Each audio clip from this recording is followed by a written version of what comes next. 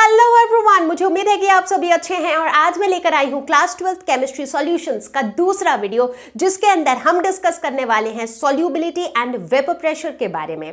तो बच्चों, ये वीडियो होने वाला है सुपर डुपर इंटरेस्टिंग क्योंकि हम यूज करने वाले हैं यहाँ पर ढेर सारे मजेदार स्टोरीज एंड एग्जाम्पल्स और उससे ये लेसन बनने वाला है सुपर डुपर इजी और आपके कॉन्सेप्ट्स होने वाले हैं क्रिस्टल क्लियर।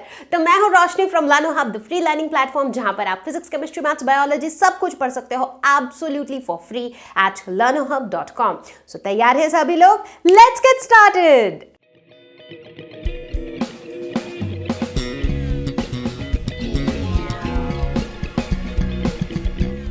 तो बच्चों, वीडियो की शुरुआत करेंगे पहले टॉपिक से जो कि है सॉल्युबिलिटी।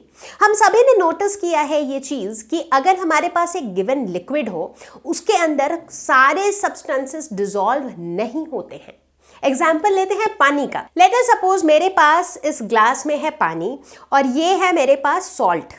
तो जब मैं पानी में ये सॉल्ट मिलाती हूं तो मैं क्या नोटिस करती हूं कि ये सॉल्ट जो है ये पानी में डिसॉल्व हो जाता है।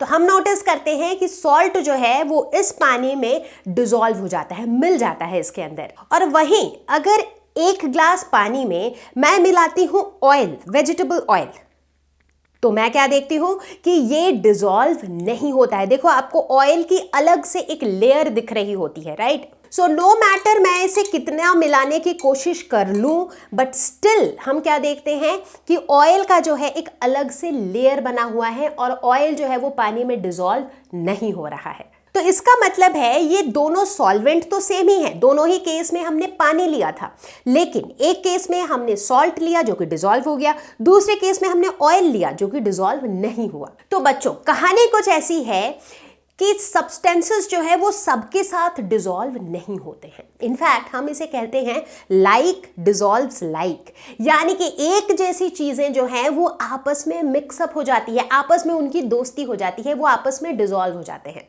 जैसे कि अगर हम बच्चों की बात करें तो कुछ बच्चे होते हैं बिल्कुल जिनको पढ़ने में बड़ा मजा आता है, बिल्कुल स्टूडियस टाइप्स होते हैं। तो ऐसे बच्चों का ना आपस में अच्छा गैंग बन जाता है। जो सारे स्टूडियस बच्चे हैं वो सारे साथ में बैठकर पढ़ते हैं, पढ़ाई की डिस्कस करते हैं, ग्रुप स्टडीज वगैरह करते रहते हैं, तो उन्हें मजा आता है, वो एक दूसरे के साथ मिक्सअप हो जाते हैं। उसी तरह से जो पार्टी लवर्स होते हैं, जिन्हें डांस, गाना, म्यूजिक, पार्टी करना ये सब अच्छा लगता है, ऐसे बच्चे अपने ही जैसे बच्चों के साथ, लाइक माइंडेड बच्चों के साथ अपना गैंग बना लेते हैं और पार्टी करते रहते हैं, है कि नहीं? तो ठीक उसी तरीके से जो एक तरह की चीजें होती हैं वो एक दूसरे के साथ डिसॉल्व हो जाती है। अब ये एक तरह की चीजों से क्या मतलब है? हम सब ने पढ़ रखा है polar and non polar molecules. I am pretty sure, बताने की जरूरत नहीं है, राइट? ये तो बच्चों वाली चीजें हो गई क्योंकि हम 11th से पढ़ते आ रहे हैं polar non polar, right? Polar molecule किसे कहते हैं हम? जिन मॉलिक्यूल्स के अंदर एक पोलैरिटी होती है। किस वजह से होती है ये पोलैरिटी? इन मॉलिक्यूल्स के अंदर दो ऐसे एटम्स होते हैं जिनकी इलेक्ट्रोनेगेटिविटीज में बहुत फर्क होता है। एक बहुत ज्यादा इलेक्ट्रोनेगेटिव होता है तो शेयर्ड इलेक्ट्रॉन को अपनी तरफ खींचता है, तो हल्का सा नेगेटिव चार्ज आ जाता है उसमें, और दूसरा बेचारा उससे इलेक्ट्रॉन दूर चला जाता है तो उसमें थोड़ा पॉजिटिव चार्ज आ जाता है। तो कुल मिला के उस मॉलिक्यूल के अंदर एक पोलैरिटी आ जाती है और उन्हें हम पोलर मॉलिक्यूल्स कहते हैं। ठीक है, ये तो हमें पता ही था। तो अब होगा क्या, यहां पर जो पोलर मॉलिक्यूल है वो पोलर मॉलिक्यूल में डिसॉल्व होगा, जो नॉन पोलर मॉलिक्यूल है वो नॉन पोलर मॉलिक्यूल में डिसॉल्व होगा। तो बेसिकली लाइक डिसॉल्व लाइक। तो ये जो एग्जाम्पल हमने अभी लिया था उसमें क्या हुआ? वाटर और सॉल्ट, ये जो दोनों ही थे, ये कैसे मॉलिक्यूल्स थे? दोनों पोलर थे, तो पोलर पोलर डिसॉल्व हो गए। दूसरा एग्जाम्पल हमने क्या देखा? Water and oil.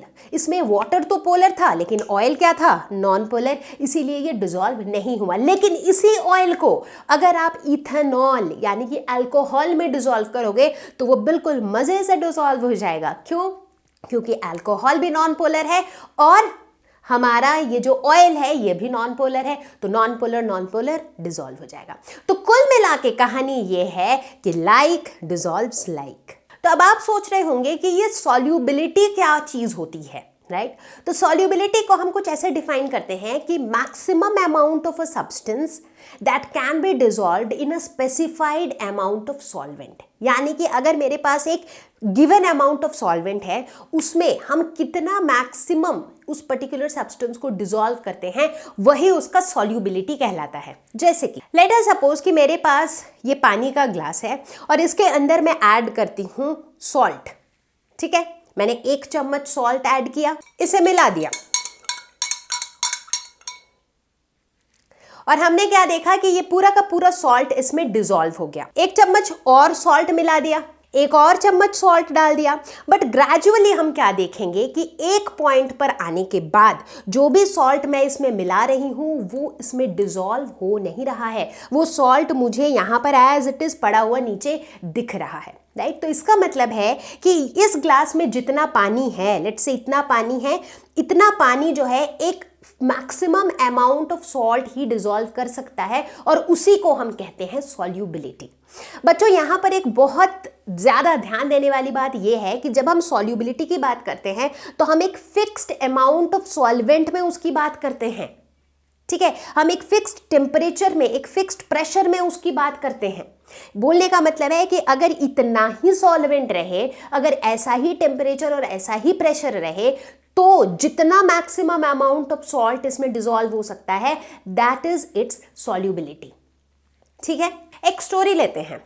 Let us suppose कि आपके पास एक कार है which is a 5 seater car. ठीक है, जैसे कोई सा भी कार ले लो, ऑल्टो ले लो, वैगनार ले लो, होंडा सिटी ले लो, ये सारे क्या है, 5 सीटर कार है। तो यहाँ पर 5 लोग कंफर्टेबली बैठ सकते हैं। ठीक है, लेकिन मान लो, जस्ट अज्यूम कि आपके पास जो कार है वो एक्सटेंडेबल कार है, यानी कि उसके अंदर कुछ तो ऐसी जगह है जिसको आप सीट में कन्वर्ट कर सकते हो। ठीक है, मे बी उसका जो डिक्की वाला स्पेस है वो सीट में कन्वर्ट हो सकता है। ठीक है, तो आपके पास उस एक्सटेंड करने के ऑप्शन से 2 एक्स्ट्रा सीट आपको मिल सकती है। यानी कि नॉर्मली उस कार का जो कैपेसिटी था वो कितना था, 5 सीटर का, लेकिन जब आपने उसके डिक्की को भी सीट में कन्वर्ट कर दिया तो उसकी कैपेसिटी कितनी हो गई, 7 सीटर का है। ठीक उसी तरीके से जब हम सॉल्युबिलिटी की बात करते हैं, हम कहते हैं कि एक गिवन अमाउंट ऑफ सॉल्वेंट में कितना मैक्सिमम सॉल्यूट जा सकता है, दैट इज सॉल्युबिलिटी। अब मैंने बोला नहीं, मेरे पास तो एक्सटेंडेबल कार है, नहीं, हम क्या करेंगे, हम इस ग्लास में और पानी मिलाएंगे, हम पानी की क्वांटिटी डबल कर देंगे। जैसे ही ऐसा करेंगे हम क्या देखेंगे कि ये थोड़ा सा और सॉल्ट डिसॉल्व कर लेगा। हमने कहा नहीं, हमारे पास एक्सटेंडेबल कार है, हम क्या करेंगे, हम इसे गर्म कर देंगे। अब पानी में नमक डाल के, खूब सारा नमक डाल दिया, लेकिन जैसे ही आप गर्म करने लगोगे, जैसे ही उसका टेम्परेचर बढ़ने लगेगा, आप क्या देखोगे, उसकी सॉल्युबिलिटी भी बढ़ जाएगी, वो सॉल्ट उसमें डिसॉल्व हो जाएगा, राइट। तो कहने का मतलब है कि ये जो सॉल्युबिलिटी चीज़ है ये कुछ फैक्टर्स पे डिपेंड ज़रूर करते हैं, जैसे कि nature of solute and solvent, किस तरह का सॉल्यूट और किस तरह का सॉल्वेंट हम ले रहे हैं, टेम्परेचर कैसा है, राइट। टेम्परेचर आप बढ़ा दोगे, घटा दोगे तो सॉल्युबिलिटी भी चेंज हो जाएगी। और तीसरा है प्रेशर को भी अगर आप बढ़ाओगे या घटाओगे तो सॉल्युबिलिटी आपकी चेंज हो जाएगी। तो बच्चों सॉल्युबिलिटी के अंदर हम एग्जैक्टली क्या डिस्कस करने वाले हैं, जैसा कि मैंने पिछले वीडियो में ही बताया था कि इस लेसन में हमारा जो मेन एजेंडा है ना, हमारा जो मेन फोकस है वो रहेगा लिक्विड सॉल्यूशंस पे, राइट। यानी कि सारे ऐसे सॉल्यूशंस जिनका सॉल्वेंट जो है दैट इज लिक्विड। ठीक है, तो यहां पर हम सॉल्युबिलिटी डिस्कस करेंगे for solid in liquid, liquid in liquid, gas in liquid. ये तीनों कैटेगरी के सॉल्यूशंस के लिए हम डिस्कस करेंगे सॉल्युबिलिटी। तो सबसे पहले डिस्कस करेंगे हम solubility of solid in liquid.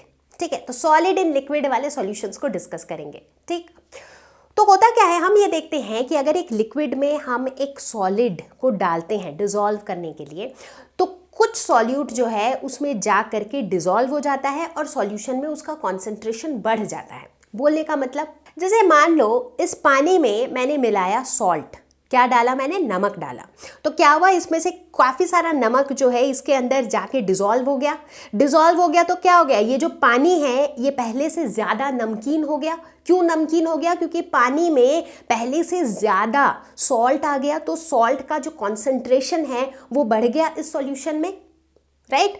तो इस प्रोसेस को हम कहते हैं डिसोल्यूशन। कहाँ से आया है ये वर्ड, डिसॉल्व से, क्योंकि सॉल्ट जो है, जो सॉलिड है वो इस लिक्विड में डिसॉल्व हो जा रहा है। This process is dissolution. But सबसे मजेदार बात यह है कि यहां पर एक प्रोसेस और हो रहा है। हम ये भी नोटिस कर रहे हैं कि एक पॉइंट पर आने के बाद मैं जो सॉल्ट डाल रही हूं वो सारा का सारा सॉल्ट इसमें डिसॉल्व हो नहीं रहा है। काफी सारा सॉल्ट मुझे यूं नीचे पड़ा हुआ दिख रहा है। देखो ध्यान से अगर देखोगे तो नीचे जो है ना एक सॉल्ट की लेयर बन जाती है, तो वो सॉल्ट कहां से आ रहा है? तो बेसिकली इस सॉल्यूशन के अंदर कुछ ऐसा हो रहा है कि काफी सारे सॉल्ट के पार्टिकल्स ऐसे होते हैं जो एक दूसरे के साथ मिल करके अपना ग्रुप बना लेते हैं और इस सॉल्यूशन को छोड़ देते हैं। तो सॉल्यूशन को छोड़ देते हैं यानी कि वो सॉल्यूशन में डिसॉल्व फॉर्म में नहीं है, वो सॉल्यूशन के नीचे ऐसे अलग से पड़े हुए हमें दिख रहे हैं, राइट। तो ये जो प्रोसेस है जिसमें मेरा जो सॉल्ट का पार्टिकल है वो सॉल्यूशन को छोड़ के आ रहा है, दैट इज कॉल्ड क्रिस्टलाइजेशन।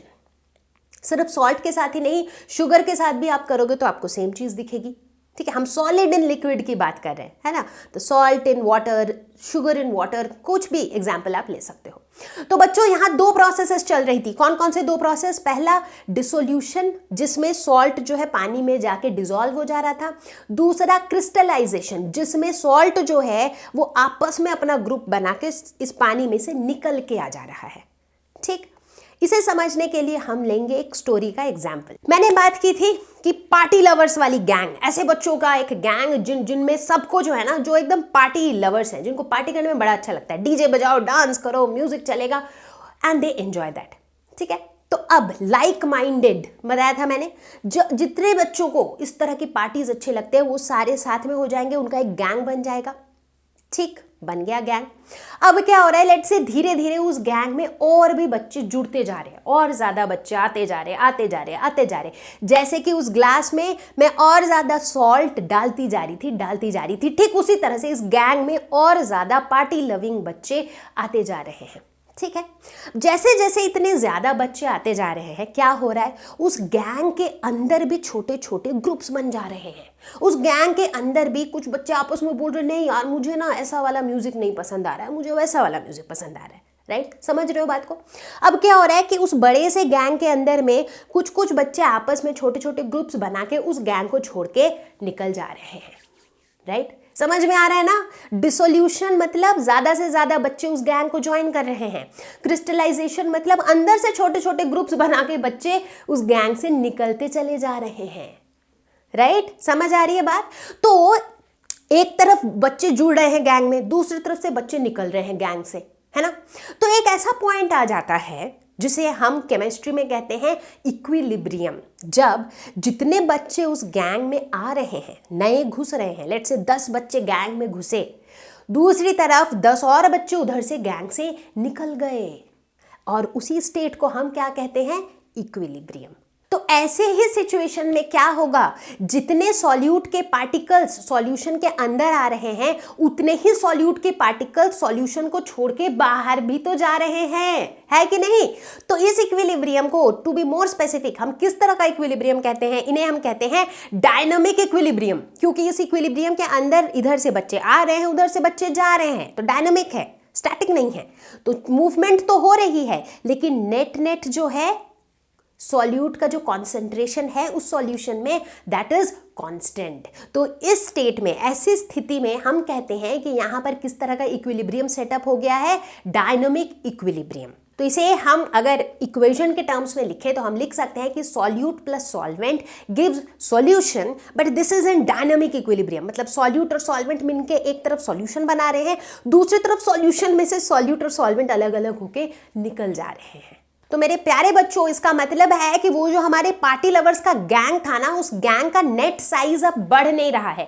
जितने बच्चे ज्वाइन कर रहे हैं उतने ही बच्चे छोड़ के जा रहे हैं, राइट। और ऐसी ही स्थिति में ये जो एक सॉल्यूशन है जिसके अंदर अब ये इससे ज्यादा सॉल्यूट डिसॉल्व नहीं कर सकता है, इसी सॉल्यूशन को हम क्या कहते हैं? Saturated solution. सैचुरेशन मतलब यार अब मतलब मेरा बिल्कुल लिमिट आ चुका है, मेरा बिल्कुल मैक्सिमम हो चुका है, अब जो है इसके आगे मैं डिसॉल्व नहीं कर सकता हूं, right. So that stage is saturated solution. और यही वो स्टेज है जिस स्टेज में क्या हो रहा है कि इसके बाद आप डालते जाओ ना सॉल्ट, जितना मर्जी है डालो, कोई दिक्कत नहीं है, बट अब ये सॉल्ट डिसॉल्व ना होने वाला, प्रोवाइडेड हम बात कर रहे हैं एक कांस्टेंट टेम्परेचर, एक कांस्टेंट प्रेशर और एक गिवन अमाउंट ऑफ सॉल्वेंट की। और दूसरी तरफ कोई भी ऐसा सॉल्यूशन जिसके अंदर हम अभी भी उसमें और भी सॉल्यूट डिसॉल्व करवा सकते हैं तो उसे हम कहेंगे अनसैचुरेटेड सॉल्यूशन। तो चलो बच्चों, अब हम डिस्कस करने वाले हैं solubility of solid in liquid का टेम्परेचर इफेक्ट, मतलब इस सॉल्युबिलिटी पर टेम्परेचर का क्या असर होगा। और यहां पर हम डिस्कस करेंगे ले चैटेलियर्स प्रिंसिपल। तो जिन बच्चों ने मेरे साथ केमिस्ट्री 11th में भी पढ़ी है उन्होंने मेरे साथ ले चैटेलियर्स प्रिंसिपल पढ़ा होगा इक्विलिब्रियम वाले चैप्टर में। याद है? याद है? याद है? सोचो सोचो। नहीं याद है? कोई बात नहीं, अभी हम फिर से डिस्कस करेंगे। तो ले चैटेलियर्स प्रिंसिपल ये कहता था कि अगर हमारे पास कोई भी ऐसा सिस्टम है जो फिलहाल इक्विलिब्रियम पर है, ठीक है, और ऐसे सिस्टम के ऊपर अगर हम कुछ भी चेंज करते हैं, फॉर एग्जांपल फिलहाल मैं एकदम शांति में हूँ, इक्विलिब्रियम में हूँ, अचानक से कुछ तो कंडीशंस चेंज हो गए, भैया प्रेशर बढ़ा दिया, टेम्परेचर बढ़ा दिया, कुछ तो कर दिया, तो ऐसे केस में जो इक्विलिब्रियम है वो उस तरफ शिफ्ट होता है जिस तरफ वो इस चेंज को अपोज कर सके। मतलब जो मेरा सिस्टम है ना वो हमेशा इक्विलिब्रियम में ही रहना चाहता है, वो वहाँ से उसे नया कुछ चेंज नहीं चाहिए, तो इसीलिए सिस्टम हमेशा उस डायरेक्शन में शिफ्ट होगा जिस तरफ वो इस नए चेंज को अपोज कर सके। ठीक, ये ले चैटेलियर्स प्रिंसिपल कहता था। अब आते हैं हम इस कॉन्टेक्स्ट में, सॉल्युबिलिटी के कॉन्टेक्स्ट में। तो सॉल्युबिलिटी के कॉन्टेक्स्ट में ले चैटेलियर्स प्रिंसिपल हमें दो बातें बताता है, ठीक है, ध्यान से सुनना, ये दो बातें बताता है। पहली बात कि अगर हमारा डिसोल्यूशन का जो ओवरऑल प्रोसेस है, डिसोल्यूशन क्या होता है पता है ना, सॉल्ट मिला रहे हैं पानी में, सॉल्ट उसमें डिसॉल्व होके नमक का पानी बना के दे रहा है, so that entire thing is dissolution. तो अगर मेरा ये पूरा डिसोल्यूशन का जो प्रोसेस है ये अगर एंडोथर्मिक है, एंडोथर्मिक मतलब इसमें एनर्जी, हीट जो है एब्जॉर्ब हो रही है, तो ऐसे केस में टेम्परेचर इंक्रीज होगा, सॉल्युबिलिटी भी इंक्रीज होगी। अगर हमारा डिसोल्यूशन का प्रोसेस, केस नंबर 2, अगर डिसोल्यूशन का प्रोसेस एक्सोथर्मिक है, यानी कि नेट उसमें से एनर्जी रिलीज हो रही है, तो वहां पर अगर हम टेम्परेचर को बढ़ाएंगे तो सॉल्युबिलिटी डिक्रीज होगी। बस ये दो बातें थी। अब बातें तो बस ये दो ही थी। बहुत से बच्चों ने शायद टेक्स्ट बुक से ये पढ़ के याद भी कर लिया होगा, रट लिया होगा, मेमोरी टिप बना लिया होगा, लेकिन क्या आपको ये समझ में आया कि ऐसा होता क्यों है? और वही समझना सबसे ज्यादा जरूरी है कि जो कि हम अभी समझेंगे, ठीक है। तो हम बहुत ही मजेदार स्टोरी के साथ समझेंगे कि ये दोनों चीजें इस तरह से क्यों होती है। तो सबसे पहले डिस्कस करेंगे हम, अगर डिसोल्यूशन का प्रोसेस एंडोथर्मिक हो, पहले तो ये समझो डिसोल्यूशन एंडोथर्मिक है, इसका मतलब क्या हुआ? इसका मतलब हुआ कि नेट ये जो प्रोसेस है, अब इस प्रोसेस के दौरान दो चीजें हो रही थी, राइट।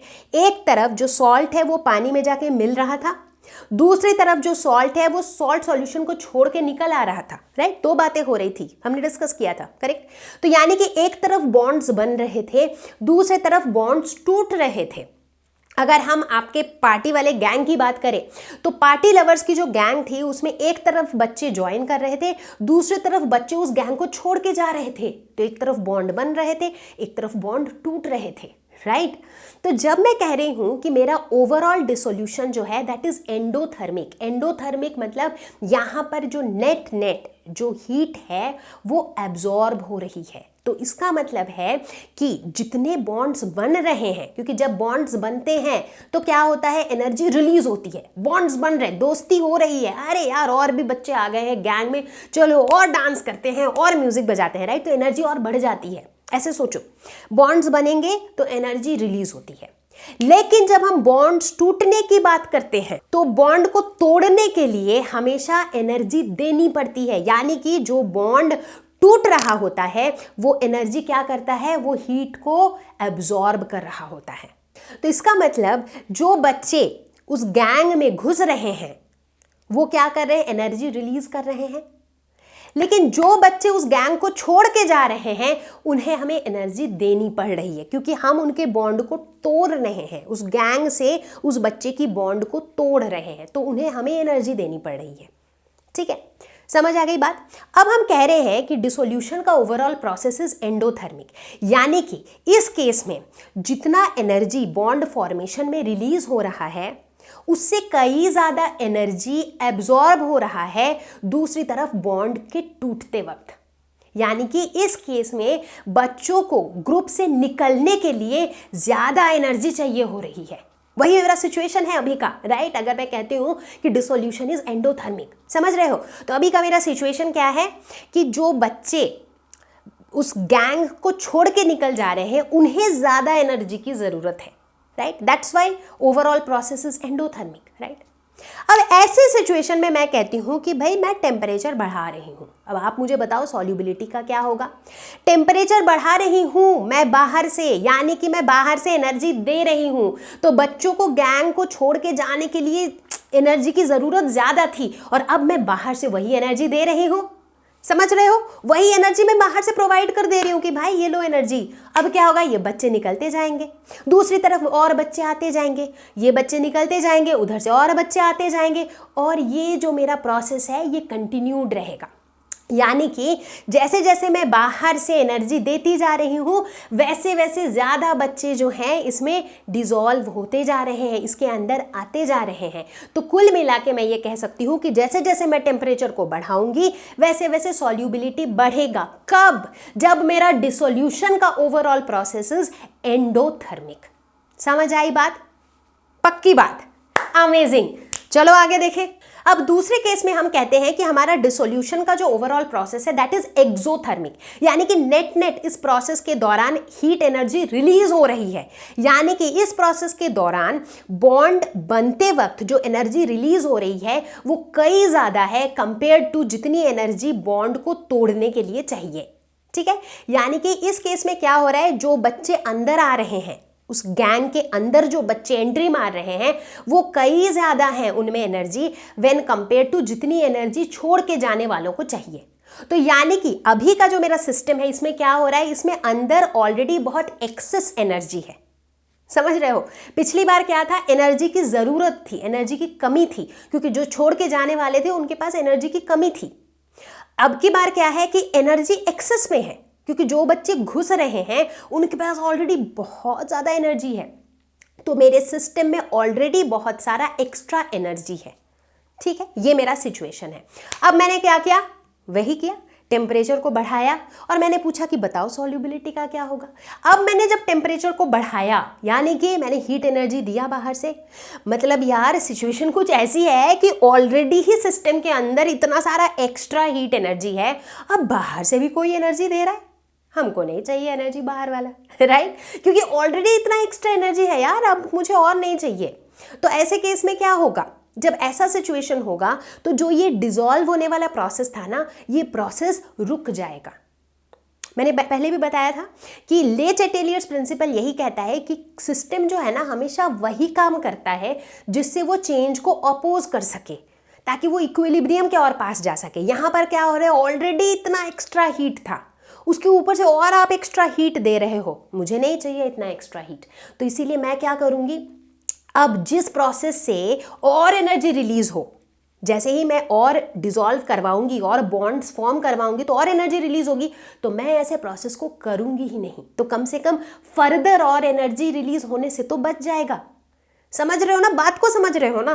तो अब क्या हो रहा है, मैं बोल रही हूँ नहीं, मेरे पास ऑलरेडी इतना एक्स्ट्रा एनर्जी है, मुझे और एक्स्ट्रा एनर्जी नहीं बनाना है।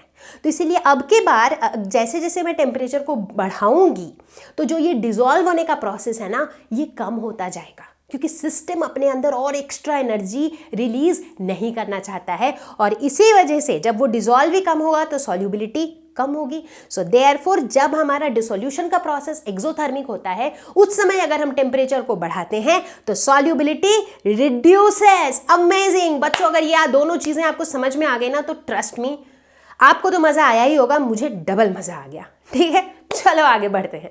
तो टेम्परेचर की कहानी तो खत्म हुई, अब देखते हैं कि प्रेशर का क्या इफेक्ट होता है on solubility of solids and liquids. तो हम नोटिस करते हैं कि प्रेशर का एक्चुअली कुछ खास इंपैक्ट होता ही नहीं है। क्यों?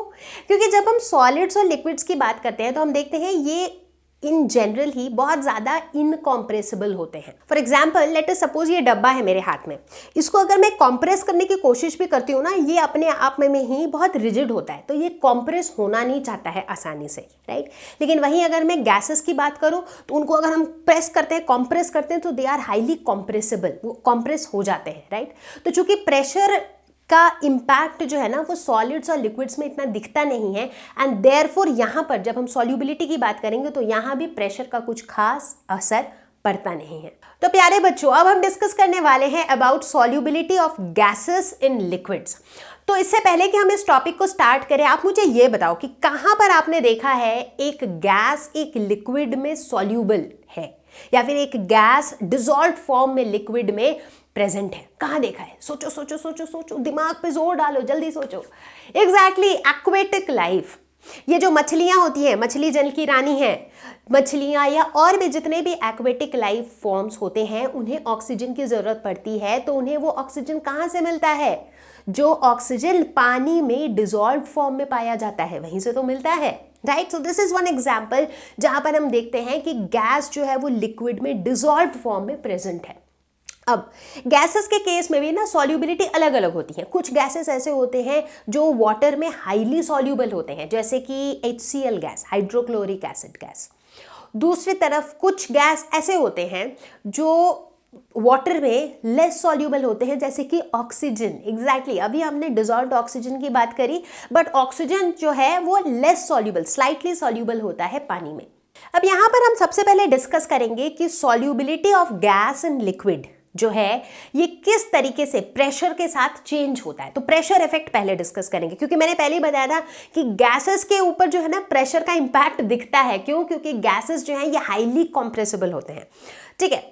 तो हम ये देखते हैं कि गैसेस की जो सॉल्युबिलिटी है it increases with increase in pressure. जैसे जैसे प्रेशर बढ़ाओगे वैसे वैसे सॉल्युबिलिटी बढ़ेगा।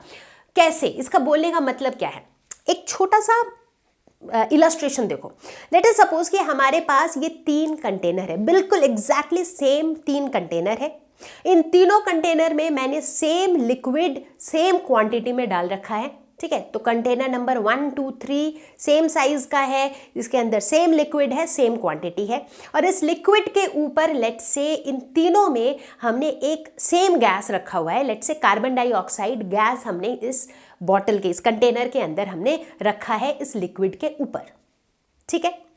अब हम कहते हैं कि ये जो तीनों कंटेनर्स 1, 2, 3 है, इनके जो प्रेशर्स हैं ये अलग अलग हैं।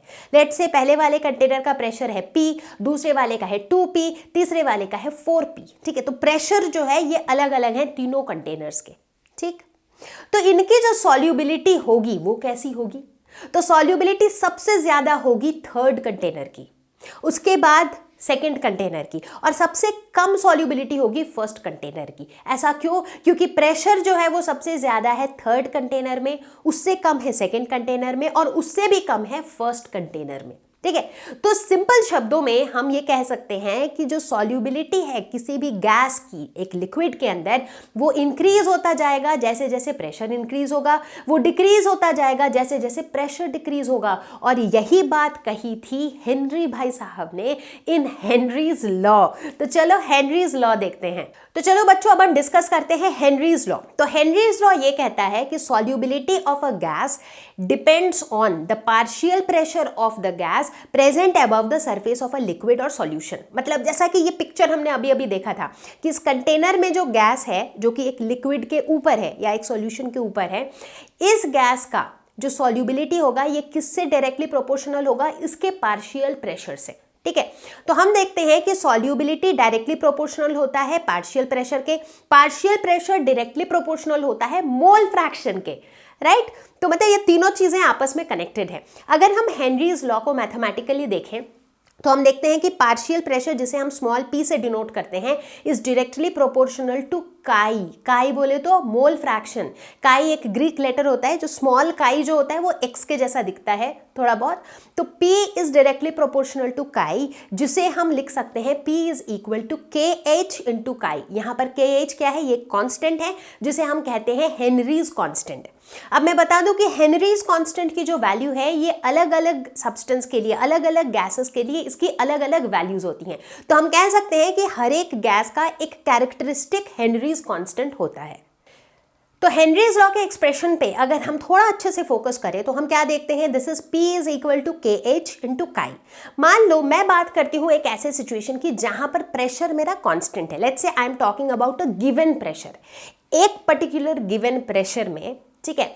अगर मैं देखूं तो हेनरीज कांस्टेंट और मोल फ्रैक्शन जो है ये इनवर्सली प्रोपोर्शनल होंगे, राइट, एक गिवन प्रेशर पे।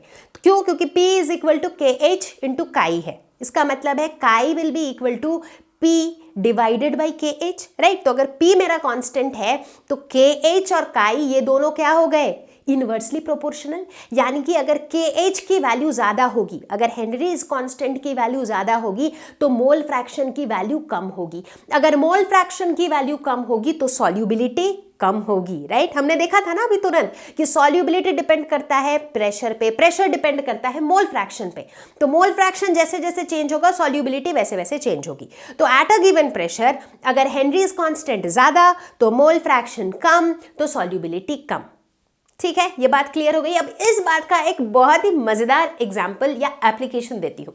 आपने नोटिस किया है कि ये जो एक्वेटिक लाइफ की हम बात कर रहे थे, फॉर एग्जाम्पल मछलियां, ठीक है, ये हमेशा कोल्ड वाटर को ज्यादा प्रेफर करती है रादर देन हॉट वाटर। अधिकतर केस में आप देखोगे कि ये कोल्ड वाटर ज्यादा प्रेफर करती हैं। ऐसा क्यों? क्योंकि मछलियों को क्या चाहिए होता है? इन्हें चाहिए होता है ऑक्सीजन डिजॉल्व्ड इन वाटर। वो तो उन्हें चाहिए भाई, पानी के अंदर इन्हें चाहिए कि भैया ऑक्सीजन अच्छे से डिजॉल्व रहे, उसके बिना तो हम जी ना पाएंगे, ठीक है कि नहीं। अब देखो क्या होता है, ऑक्सीजन की अगर हम बात करें तो इसका भी एक कैरेक्टरिस्टिक KH की वैल्यू होती है, यानी कि एक हेनरीज कांस्टेंट का एक स्पेसिफिक वैल्यू होगा ऑक्सीजन के लिए। और हम देखते हैं कि KH की जो ये वैल्यू है, जैसे जैसे टेम्परेचर बढ़ता है KH की वैल्यू भी बढ़ती है, ठीक है। तो अगर KH की वैल्यू बढ़ जाएगी तो क्या होगा? मोल फ्रैक्शन कम हो जाएगा, सॉल्युबिलिटी कम हो जाएगी।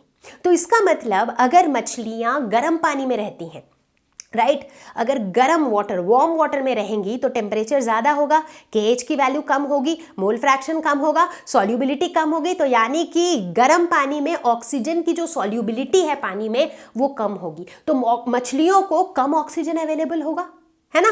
तो इसीलिए मछलियां प्रेफर करती हैं कि वो कोल्ड वाटर्स में रहे। तो बच्चों एक और एप्लीकेशन देखते हैं जहां पर हमें ना ये solubility of gas in liquid देखने को मिलता है और उसमें हमें प्रेशर का रोल भी देखने को मिलता है। सोचो सोचो सोचो सोचो, कोल्ड ड्रिंक, ये जो Thums Up, Coca Cola, Pepsi, कोई से भी कोल्ड ड्रिंक की बात कर लो, कोई सी भी सोडा वाटर की बात कर लो, अगर आप देखोगे तो इसमें क्या होता है, उसमें आपको बबल्स मिलते हैं देखने को। सो लेट अस से अगर मैं इस सोडा वाटर बॉटल की बात करूं जो अभी सील्ड है, ठीक है, तो आप क्या देखोगे, अंदर अगर ध्यान से देखो ना, इसमें आपको छोटे छोटे बबल्स दिखते हैं, राइट, है ना। ये बबल्स क्या है? इसके अंदर कार्बन डाइऑक्साइड को डिसॉल्व किया गया है एट हाई प्रेशर। देखो ये बिल्कुल हाई प्रेशर में सील्ड रहता है ये बॉटल। हाई प्रेशर क्यों? प्रेशर को अगर हाई रखोगे तो सॉल्युबिलिटी भी हाई होगा, हेनरीज लॉ यार, है ना। तो इसको हमने हाई प्रेशर में सील किया ताकि कार्बन डाइऑक्साइड की इस लिक्विड में जो सॉल्युबिलिटी है वो एकदम ज्यादा रहे। इसीलिए देखो एकदम कार्बन डाइऑक्साइड इसमें सॉल्युबल फॉर्म में दिख रहा है हमें, ठीक है। लेकिन जैसे ही हम इस बॉटल को ओपन करते हैं तो क्या होता है, ये जो हाई प्रेशर है वो प्रेशर एकदम से डिक्रीज हो जाता है। प्रेशर एकदम से डिक्रीज हो जाता है तो सॉल्युबिलिटी भी एकदम से क्या होती है, डिक्रीज हो जाती है। और सॉल्युबिलिटी डिक्रीज हो जाती है तो क्या होता है, हम देखते हैं कि इसमें से बबल्स निकल के आते हैं। जैसे ही आप इसे खोलते हो, इसकी सील को खोलते हो, तो जो बबल्स हैं वो ऐसे यूं ऊपर से निकलते हुए आते हुए आपको दिखते हैं, and those bubbles are nothing but carbon dioxide gas. तो बच्चों अब हम देखेंगे एक और बहुत इंटरेस्टिंग एग्जाम्पल इसी कॉन्सेप्ट का, which is scuba diving. Scuba divers देखा होगा आपने, अगर आप कोई टूरिस्ट प्लेस में गए हो, यूं पूरा एकदम सिलेंडर विलेंडर के साथ मास्क वास्क लगा के एकदम तैयार होके हम समुद्र के नीचे चले जाते हैं, बहुत नीचे जाके वहां के नीचे जो एक्वेटिक प्लांट्स हैं, जो एक्वेटिक लाइफ है, उसको एकदम पास से देखते हैं एंड एंजॉय करते हैं। So that's like what a scuba diving is about, ठीक है। तो अब होता क्या है, देखो यहां पर बहुत क्रिटिकल है, बहुत इंपॉर्टेंट है। तो जब वो स्कूबा डाइवर्स नीचे जाते हैं, जब वो इतने डेप्थ पे चले जाते हैं पानी के नीचे, तो क्या होता है, प्रेशर इंक्रीज होता है, मतलब एक्सटर्नल जो प्रेशर है वो इंक्रीज होता है। अब देखो लॉजिकली सोचो, मान लो बिल्कुल मेरे ऊपर कोई यूं प्रेशर लगाए तो क्या होगा, मैं बिल्कुल पिचक जाऊंगी, राइट, अगर बहुत जोर से प्रेशर लगाया जाए। इन अ सिमिलर वे जब ये स्कूबा डाइवर्स एकदम नीचे चले जाते हैं तो बाहर का जो एक्सटर्नल प्रेशर है वो बहुत ज्यादा होता है, इतना ज्यादा होता है कि बॉडी के जो इंटरनल ऑर्गन्स हैं, जैसे चेस्ट है, लंग्स हैं, ये सारे कोलैप्स कर सकते हैं, राइट। तो ऐसा ना हो इसके लिए हम क्या करते हैं कि जो डाइवर्स होते हैं, आपने देखा होगा उनके पीछे ना ऐसे सिलेंडर्स लगे होते हैं, and that's how they breathe in, right. तो हम क्या करते हैं, हम कहते हैं ओके ठीक है, तो ये जो एयर ब्रीद इन कर रहे हैं let that be at a very high pressure. तो एक हाई प्रेशर एयर जो है वो ब्रीद इन करते हैं, ताकि ठीक है बाहर से बहुत हाई प्रेशर है एक्सटर्नल प्रेशर, अब हमने क्या किया बॉडी के अंदर भी एक हाई प्रेशर क्रिएट कर दिया।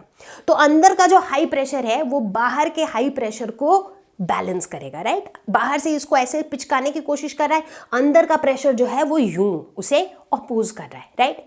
तो इस तरीके से हम ये डेप्थ में जो हाई प्रेशर का जो लफड़ा है उसे हम सॉल्व कर लेते हैं। चलो ठीक है, अभी के लिए तो ये सॉल्व हो गया, लेकिन अब ये जो डाइवर्स हैं ये वापस ऊपर उठ के सरफेस पे भी तो आएंगे, पूरे टाइम ये नीचे तो रहेंगे नहीं। तो जैसे जैसे ये ऊपर सरफेस की तरफ आएंगे क्या होगा, बाहर का जो एक्सटर्नल प्रेशर है वो कम होता जाएगा। जैसे जैसे बाहर का प्रेशर कम होता जाएगा तो जो वो अंदर ब्रीद इन कर रहे थे वो जो एयर का प्रेशर था वो भी कम होता जाएगा, राइट। और प्रेशर के साथ क्या लिंक्ड है, सॉल्युबिलिटी। इससे पहले तक प्रेशर बहुत ज़्यादा था तो सॉल्युबिलिटी भी बहुत ज़्यादा थी। तो एज अ रिजल्ट ये जो गैसेस हमारे एटमॉस्फेयर में होता है जैसे कि नाइट्रोजन वगैरह, ये सब कुछ क्या हो रहा था, नाइट्रोजन ऑक्सीजन सब कुछ हाईली सॉल्युबल था। तो ये अंदर हमारे ब्लड में बिल्कुल सॉल्युबल हो गया अच्छे से। अब ऑक्सीजन तो भाई बहुत सारे मेटाबॉलिक प्रोसेस में यूज हो गया, लेकिन नाइट्रोजन का क्या, अब क्या हुआ, जैसे ही वो बंदा सरफेस पे आने लगा तो नाइट्रोजन की सॉल्युबिलिटी कम होने लग गई। समझ रहे हो ना बात को, पहले तो नाइट्रोजन पूरा सॉल्युबल हो गया जब वो डेप्थ पे था क्योंकि प्रेशर अधिक था, लेकिन जैसे वो सरफेस पे आ रहा है तो उसकी सॉल्युबिलिटी कम हो रही है। तो नाइट्रोजन किस फॉर्म में निकल के आ रहा है, बबल्स के फॉर्म में, जैसा हमने अभी अभी सोडा के बॉटल में देखा, राइट। जैसे ही ढक्कन खोला तो प्रेशर कम हुआ तो अंदर का जो डिसॉल्व्ड गैस था वो किस फॉर्म में ऊपर आने लग गया था, बबल्स के फॉर्म में। ठीक उसी तरह वही चीज होता है हमारे बॉडी के अंदर, जैसे ही वो डाइवर्स, स्कूबा डाइवर्स जैसे ही सरफेस पर आते हैं तो अंदर का जो डिसॉल्व्ड नाइट्रोजन था वो नाइट्रोजन बबल्स के फॉर्म में निकल के आने लगते हैं, and this is very dangerous. ये जो नाइट्रोजन बबल्स होते हैं ये कई बार कैपिलरीज को ब्लॉक कर देते हैं। Capillaries are basically blood vessels, जो पतले पतले वेसल्स होते हैं जो हमारे बॉडी के अंदर ब्लड को एक जगह से दूसरी जगह ट्रांसपोर्ट करते हैं, उनको ब्लॉक कर देते हैं, और इससे कई बार इंसान के लिए ये लाइफ थ्रेटनिंग भी हो सकता है। तो ऐसा ना हो इसके लिए क्या किया जाता है कि ये जो एयर होता है, जो सिलेंडर्स होते हैं इन स्कूबा डाइवर्स के पास, इसके अंदर जो एयर होता है उसे हम डाइल्यूट कर देते हैं। डाइल्यूट कर देने से क्या होता है कि उसमें के अंदर जो नाइट्रोजन का कॉन्सेंट्रेशन है वो काफ़ी कम हो जाता है। तो उसमें हम मिला देते हैं हीलियम ताकि नाइट्रोजन का कॉन्सेंट्रेशन काफ़ी कम हो जाए और इस तरह की लाइफ थ्रेटनिंग सिचुएशन अराइज ना हो। तो बच्चों, solubility of gas in liquid के बारे में हमने काफी सारी चीजें पढ़ी, हेनरीज लॉ पढ़ा जो कि न्यूमेरिकल्स के लिए काफी इंपॉर्टेंट होता है। तो चलो देखते हैं question. Henry's law constant for CO2 in water is 1.67 into 10 to the power 8 pascals at 298 Kelvin. ठीक है, calculate the quantity of CO2 in 500 milliliter of soda water when packed under 2.5 atmosphere carbon dioxide pressure at 298 Kelvin. ठीक है, तो ये soda bottle वाली कहानी तो हमको समझ में आ गई है कि भैया हम हाई प्रेशर के अंदर इसको बंद कर देते हैं, और इसी वजह से जैसे ही हम इसकी ढक्कन को खोलते हैं तो हमें वो बबल्स दिखते हैं which is nothing but carbon dioxide. ठीक है, तो चलो अब यहां पर लगाएंगे हम हेनरीज लॉ। ठीक है, क्या क्या दिया हुआ है, Henry's law constant is given, यानी कि KH की वैल्यू यहां पर दी हुई है 1.67 into 10 to the power 8 pascals, और क्या दिया हुआ है, pressure is given as 2.5 atmosphere. तो इसे भी अगर मैं पास्कल में कन्वर्ट करूं तो ये कितना आ जाएगा, 2.5 into 1.01 into 10 to the power 5 pascals। ठीक है, तो ये आ जाएगा 2.533 into 10 to the power 5 pascals। ठीक, अब हम लोग लगाएंगे हेनरीज लॉ। तो हेनरीज लॉ क्या कहता है, हेनरीज लॉ कहता है कि pressure of CO2 will be equal to Henry's constant into काई।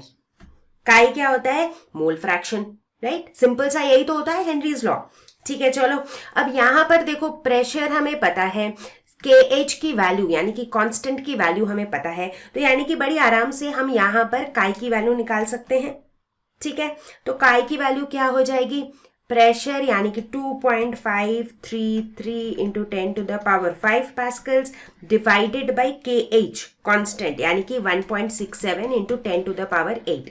तो ये काय की वैल्यू निकल करके आ जाएगी 0.00152.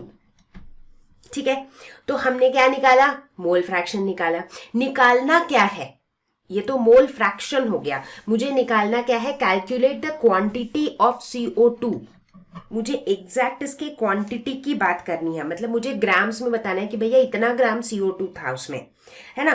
तो अब वो बताने के लिए आई एम प्रिटी श्योर आप सबको समझ में आ रहा होगा कि मोल फ्रैक्शन काफी काम आने वाला है, राइट. इस मोल फ्रैक्शन को हम क्या लिख सकते हैं?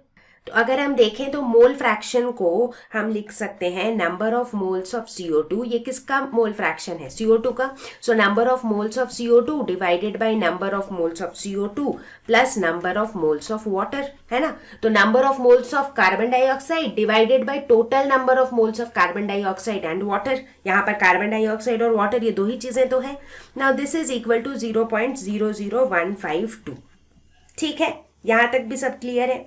अब हमें ये भी पता है कि भैया जब हम डाइल्यूट सॉल्यूशन की बात करते हैं कि भाई उसमें पानी बहुत ज़्यादा है और सॉल्यूट काफ़ी कम है, वहां पर हम इस चीज़ को थोड़ा सा और सिंप्लीफाइड वर्जन में लिख सकते हैं, क्योंकि उस केस में क्या होगा? CO2 जो है इसके नंबर ऑफ मोल्स वाटर के मुकाबले काफ़ी कम होंगे. तो इसीलिए इसे मैं क्या लिख सकती हूँ? Number of moles of CO2 divided by number of moles of H2O. समझ रहे हो ना. नंबर ऑफ मोल्स, बहुत सारे number of moles of water के साथ थोड़े से number of moles of carbon dioxide add किया, तो ये एडिशन इज ऑलमोस्ट नेग्लिजिबल. तो इसीलिए इसको हम गायब कर सकते हैं. This is equal to 0.00152. ठीक है, अब हम क्या निकालेंगे? यहां से मेरा टारगेट है निकालना number of moles of CO2. इसकी वैल्यू हमें निकालनी है. देखो कैसे निकालते हैं. उसके लिए मुझे जरूरत पड़ेगी number of moles of water की. वाटर के नंबर ऑफ मोल्स हम कैसे निकालेंगे? Given mass of water divided by the molar mass of water. ठीक है, तो यहां पर देखो गिवन दिया हुआ है क्या? बिल्कुल दिया हुआ है. मेरे पास दिया हुआ है ना 500 ml of soda water, right. तो मतलब वाटर का वॉल्यूम दिया हुआ है और मुझे क्या पता है? Density is equal to mass by volume, और वाटर की डेंसिटी तो 1 होती है ना. तो इस केस में हमें क्या पता है? गिवन मास वाटर का कितना है? 500. ठीक है, और मोलर मास कितना होता है? 18, राइट. हाइड्रोजन का 1, उसके 2 एटम्स हैं, ऑक्सीजन का 16, तो कितना हो गया? 18 ग्राम्स. तो ये हो जाएगा 18, 500 बाई 18. ठीक है, तो ये number of moles of water हो गया. अब मैं आराम से number of moles of CO2 निकाल सकती हूँ, जो कि हो जाएगा 0.00152 into number of moles of water, that is 500 by 18. तो इसकी वैल्यू निकल करके आ जाएगी हमारी. ठीक है, so this comes out to be 0.042. तो ये क्या निकला? ये निकला number of moles of CO2. तो पहले देखो स्टेप बाय स्टेप जा रहे थे हम. सबसे पहले हमने निकाला मोल फ्रैक्शन ऑफ CO2, फिर उससे हमने निकाला number of moles of CO2. But मुझे निकालना है क्वांटिटी ऑफ CO2, यानी कि मुझे निकालना है एग्जैक्ट अमाउंट ऑफ CO2. तो अब देखो हमें क्या पता है? नंबर ऑफ मोल्स, किसी भी चीज का नंबर ऑफ मोल्स कितना होता है? जो गिवन अमाउंट होता है या फिर गिवन मास होता है, कुछ भी कह लो. Given amount, given mass divided by molar mass, है ना, यही होता है. तो यहां से हम कह सकते हैं कि जो क्वांटिटी ऑफ CO2 या अमाउंट ऑफ CO2 होगा वो कितना होगा? वो हो जाएगा number of moles of CO2 into molar mass. CO2 का मोलर मास कितना होगा? चलो यहाँ पर देखते हैं. CO2 है तो कार्बन का हो जाएगा 12, ऑक्सीजन का हो जाएगा 16, बट ऑक्सीजन के 2 एटम्स हैं, सो 32 प्लस 12 44 हो जाएगा. ठीक है, तो दिस इंटू 44, तो यानी कि 0.042 into 44 which is equal to 1.848 grams. तो ये हो जाएगा quantity of CO2. Exact grams में कितना CO2 था इस सोडा वाटर के बॉटल के अंदर. ठीक है, तो इसको हमने कितने स्टेप में किया? इसको हमने 3 स्टेप में किया. सबसे पहले मोल फ्रैक्शन निकाला, उसके बाद नंबर ऑफ मोल्स निकाला, और उसके बाद निकाला एग्जैक्ट अमाउंट ऑफ CO2. तो बच्चों अब हम डिस्कस करने वाले हैं हमारा अगला इंपॉर्टेंट टॉपिक, जो कि है वेपर प्रेशर. ठीक है। इससे पहले कि हम समझे कि वेपर प्रेशर क्या होता है, पहले मैं थोड़ा सा कॉन्टेक्स्ट दे देती हूं कि यहां पर हम क्या बातें करेंगे। तो वेपर प्रेशर जो हम डिस्कस करेंगे ये भी हम लिक्विड सॉल्यूशंस के लिए करेंगे, स्पेशली हम solid in liquid and liquid in liquid, ये दो तरह के सॉल्यूशंस के लिए डिस्कस करेंगे। शुरुआत करेंगे लिक्विड इन लिक्विड सॉल्यूशंस के साथ, उसमें भी हम स्पेसिफिकली कंसिडर करेंगे बाइनरी सॉल्यूशंस, मतलब ऐसा सॉल्यूशन जिसके अंदर सिर्फ दो कंपोनेंट है और वो दोनों कंपोनेंट लिक्विड हैं, और वो दोनों कैसे लिक्विड्स हैं, दोनों वोलाटाइल लिक्विड्स हैं। अब आप पूछोगे वोलाटाइल क्या होता है? वोलाटाइल और नॉन वोलाटाइल सब्सटेंसेस क्या होते हैं? वोलाटाइल वो चीजें होती हैं जो वेपोराइज हो जाती हैं, जैसे कि for example let's say kerosene या पेट्रोल या ईथर, इन चीज़ों को अगर आप हीट करोगे तो ये अपने वेपर फॉर्म में कन्वर्ट हो जाते हैं। दूसरी तरफ अगर आप ऐसी चीज़ों की बात करो जैसे कि शुगर को अगर आप हीट करोगे तो ये वेपोराइज नहीं होगा। सो sugar is a non volatile substance, ठीक है। अब आप सोच रहे होगे कि मैम वेपर प्रेशर पढ़ना है तो ये तो बताओ वेपर प्रेशर होता क्या है, राइट? तो चलो अब देखते हैं कि वेपर प्रेशर क्या होता है। नाम पे ध्यान दो, वेपर प्रेशर यानी कि एक ऐसा प्रेशर है जो कौन एग्जर्ट करता है? वेपर एग्जर्ट करता है, जो कि एक लिक्विड सरफेस के ऊपर प्रेजेंट है। तो लेट्स से एक लिक्विड है, उसके ऊपर जो वेपर प्रेजेंट है वो जो प्रेशर एग्जर्ट करता है उसे हम कहते हैं वेपर प्रेशर, ठीक। और अच्छे से समझेंगे। लेट अस सपोज कि हमारे पास एक कंटेनर है, ठीक है, एक बर्तन है जो ऊपर से खुला हुआ है, ओपन कंटेनर, ठीक है। इसके अंदर मैंने पानी लिया, पानी को मैंने गरम किया, पानी को क्या होगा? पानी के साथ ये वेपोराइज होगा, ये वाटर वेपर में चेंज हो जाएगा, ठीक है। लेकिन चूंकि मेरा कंटेनर खुला है तो क्या होगा? ये वाटर वेपर ये उड़ जाएगा, गायब हो जाएगा, भाग जाएगा, राइट? तो यहां पर हम वेपर प्रेशर को डिस्कस कर ही नहीं सकते, क्योंकि ये जो वेपर है ना ये तो चला जा रहा है भाई, ये कोई प्रेशर एग्जर्ट कर ही नहीं रहा है। लेकिन मान लो मेरे पास सेम सेटअप है, लेकिन ये जो कंटेनर है ये क्लोज्ड है, कंटेनर ऊपर से बंद है। अब क्या होगा? अब मैं पानी को हीट कर रही हूं तो वाटर जो है वो वाटर वेपर में कन्वर्ट होगा, लेकिन वेपर के पास भागने के लिए जगह ही नहीं है, बेचारा वेपर। अब ये क्या करेगा? ये सारा प्रेशर किस पे एग्जर्ट करेगा? वाटर पे एग्जर्ट करेगा, राइट? और इसी प्रेशर को हम कहते हैं वेपर प्रेशर। बात समझ आई? आसान था?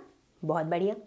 अब सोचने वाली बात यह है कि जब हमने पानी को हीट किया तो पानी वाटर वेपर में कन्वर्ट हुआ, बट वाटर के कौन से वो मॉलिक्यूल्स थे जो वाटर वेपर में कन्वर्ट हुए? सोचो, ध्यान से सोचो।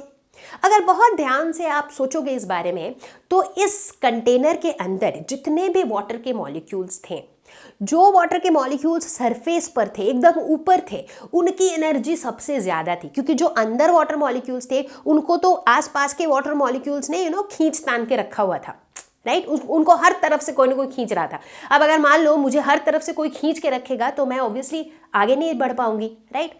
तो कुछ वैसा ही हो रहा था अंदर के वाटर मॉलिक्यूल्स के साथ। लेकिन जो वाटर मॉलिक्यूल्स ऊपर सरफेस पे थे, इनके पास सबसे ज्यादा एनर्जी है, ये सबसे ज्यादा फ्री है कंपैरेटिवली, ठीक है। इसी के वजह से चूंकि ज्यादा एनर्जी है, ज्यादा जोश में है, तो ये फुर्र हो जाते हैं जैसे ही आप इसे हीट करते हो।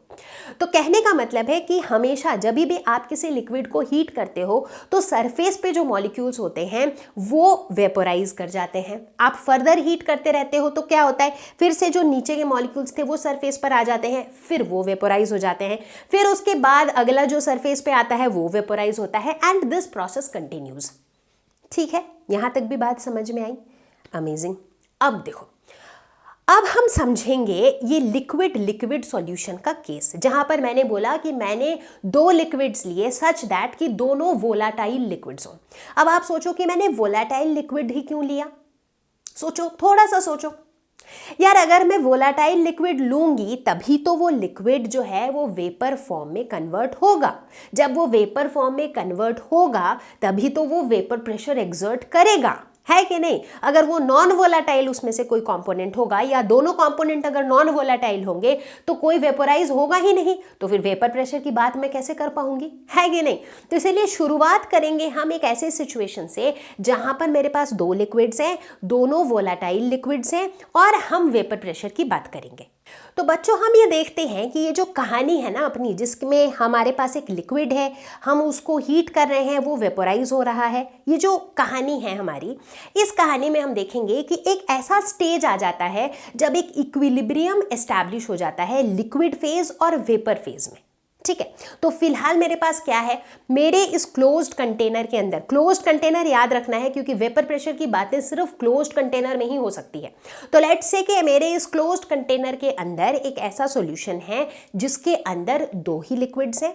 ठीक है, और ये दोनों लिक्विड्स कैसे हैं, ये वोलाटाइल लिक्विड्स हैं। लेट्स से 1 और 2 ये दोनों मेरे कंपोनेंट्स हैं इस सॉल्यूशन के अंदर। ओके, ठीक है।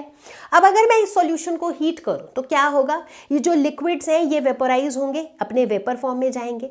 अब इसी कंटेनर के अंदर नीचे लिक्विड है, ऊपर वेपर है। एक तरफ लिक्विड से वेपर बन रहा है, दूसरी तरफ ये जो वेपर है, ये वेपर के पास भी तो मतलब कुछ और करने का है नहीं, तो इसमें से भी कुछ कुछ वेपर जो है वापस कंडेंस होकर लिक्विड फॉर्म में आ रहे हैं।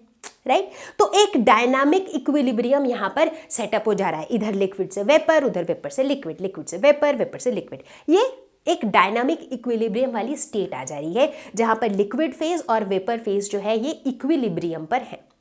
ठीक, अब बात करेंगे हम वेपर प्रेशर की। तो यहां पर जो टोटल वेपर प्रेशर होगा वो कितना होगा, जो टोटल वेपर प्रेशर है वो किसकी वजह से है, दोनों कंपोनेंट की वजह से है। Right, so total vapour pressure will be equal to the partial pressure of component 1 plus partial pressure of component 2। इन दोनों के कंट्रीब्यूशन से ही टोटल वेपर प्रेशर आ रहा है कि नहीं। तो बच्चों एग्जैक्टली यहीं पर आता है राउल्ट्स लॉ। तो राउल्ट एक फ्रेंच केमिस्ट थे जिन्होंने एक बहुत ही इंपॉर्टेंट, एक बहुत ही बेसिक रिलेशनशिप एस्टैब्लिश किया between partial pressure and mole fraction. ठीक है, तो राउल्ट्स लॉ ये कहता है कि अगर हमारे पास कोई भी ऐसा सॉल्यूशन हो जिसके अंदर वोलाटाइल कंपोनेंट्स हैं, जैसा कि इस केस में है, जैसा कि अभी हम किस सॉल्यूशन की बात कर रहे हैं, एक ऐसे बाइनरी सॉल्यूशन की बात कर रहे हैं जिसमें दोनों लिक्विड कंपोनेंट्स हैं और दोनों ही वोलाटाइल लिक्विड्स हैं। तो ऐसे एक सॉल्यूशन के अंदर किसी भी एक कंपोनेंट का पार्शियल प्रेशर जो है is directly proportional to its mole fraction. मतलब अगर मैं कंपोनेंट 1 की बात करूं तो कंपोनेंट 1 का जो पार्शियल प्रेशर होगा P1, ये किसके डायरेक्टली प्रोपोर्शनल होगा, कंपोनेंट 1 के मोल फ्रैक्शन के, यानी कि chi1। So P1 is directly proportional to chi1। ठीक उसी तरीके से P2 is directly proportional to chi2। ठीक है बच्चों, यहां पर एक बात बहुत ध्यान से समझना है कि जो chi1 और chi2 है ये मोल फ्रैक्शन है 1 और 2 के इन द लिक्विड फेज। मतलब इस सॉल्यूशन के अंदर 1 और 2 कंपोनेंट का जो मोल फ्रैक्शन है ये वो वैल्यूज है। ठीक है, यहां तक क्लियर है। अब ये तो मैंने डायरेक्टली प्रोपोर्शनल की बात की। अब इस डायरेक्टली प्रोपोर्शनल को हम इक्वालिटी में चेंज कर सकते हैं, बट एक कांस्टेंट का इन्वॉल्वमेंट आ जाएगा। राइट, तो P1 is directly proportional to chi1। इसको हम ये भी लिख सकते हैं कि P1 is equal to P1 not chi1। अब ये P1 नॉट जो कांस्टेंट है ये कौन सी वैल्यू है, सो P1 not is basically pressure, partial pressure of component 1 in its pure phase. Pure phase का मतलब अभी तक हम सॉल्यूशन की बात कर रहे थे। राइट, मतलब मेरा जो कंटेनर था उसके अंदर कंपोनेंट 1 और 2 दोनों थे। जब 1 और 2 दोनों होते हैं और जब दोनों वेपराइज होते हैं तो जो उनका प्रेशर वो जो एग्जर्ट करते हैं वो होता है, उनका जो पार्शियल प्रेशर होता है वो P1 P2 होता है। लेकिन अगर मैं ऐसा एज्यूम करूं कि मेरे पास एक कंटेनर है जिसमें सिर्फ 1 कंपोनेंट है, कंपोनेंट 2 तो है ही नहीं, यानी कि ये किस फेज में है, मेरा कंपोनेंट 1 जो है ये प्योर फेज में है, इसके साथ कोई और है नहीं इंटरैक्ट करने के लिए। तो वैसे केस में ये जो प्रेशर एग्जर्ट करता है दैट इज P1 नॉट। ये जो नॉट हम लगाते हैं, इस नॉट का मतलब ही होता है कि हम प्योर फेज की बात कर रहे हैं, कि अगर ऐसा होता कि ये वाला कंपोनेंट एक अकेला ही रहता इस कंटेनर के अंदर, तब वो P1 नॉट प्रेशर एग्जर्ट करता। समझ गए? तो ये जो P1 नॉट जो वैल्यू है ना, that will be like a constant value for a particular component in its pure form. ठीक, बात समझ में आ गई सबको? ये समझना बहुत जरूरी है कि P1 क्या है और P1 नॉट क्या है। P1 क्या है, किसी भी कंपोनेंट का पार्शियल प्रेशर जब वो किसी और कंपोनेंट के साथ सॉल्यूशन फेज में है। P1 नॉट क्या है, किसी भी कंपोनेंट का पार्शियल प्रेशर जब वो अपने प्योर फॉर्म में है। ठीक, ओके ठीक इसी तरीके से जो कंपोनेंट 2 है उसके लिए भी हम कह सकते हैं कि P2 is directly proportional to Chi2। इसको हम लिख सकते हैं P2 is equal to P2 naught Chi2, जहां पर P2 नॉट क्या है, pressure in its pure form. Okay तो अब अगला सवाल ये था कि हम टोटल वेपर प्रेशर को कैसे कैलकुलेट करेंगे। टोटल वेपर प्रेशर बोले तो अगेन मैं सॉल्यूशन की बात कर रही हूं। टोटल वेपर प्रेशर बोले तो कितना टोटल प्रेशर एग्जर्ट कर रहा है कंपोनेंट 1 और कंपोनेंट 2 का vapours on top of that liquid surface. तो यहां पर हम यूज करेंगे Dalton's law of partial pressure. Dalton's law of partial pressure हमने क्लास 11th में भी पढ़ा था, जो कहता है कि total pressure is equal to the sum of the partial pressures of the components, यानी कि पी टोटल जो है that will be equal to P1 plus P2 अगर हमारे सॉल्यूशन के अंदर दो कंपोनेंट्स हैं 1 और 2।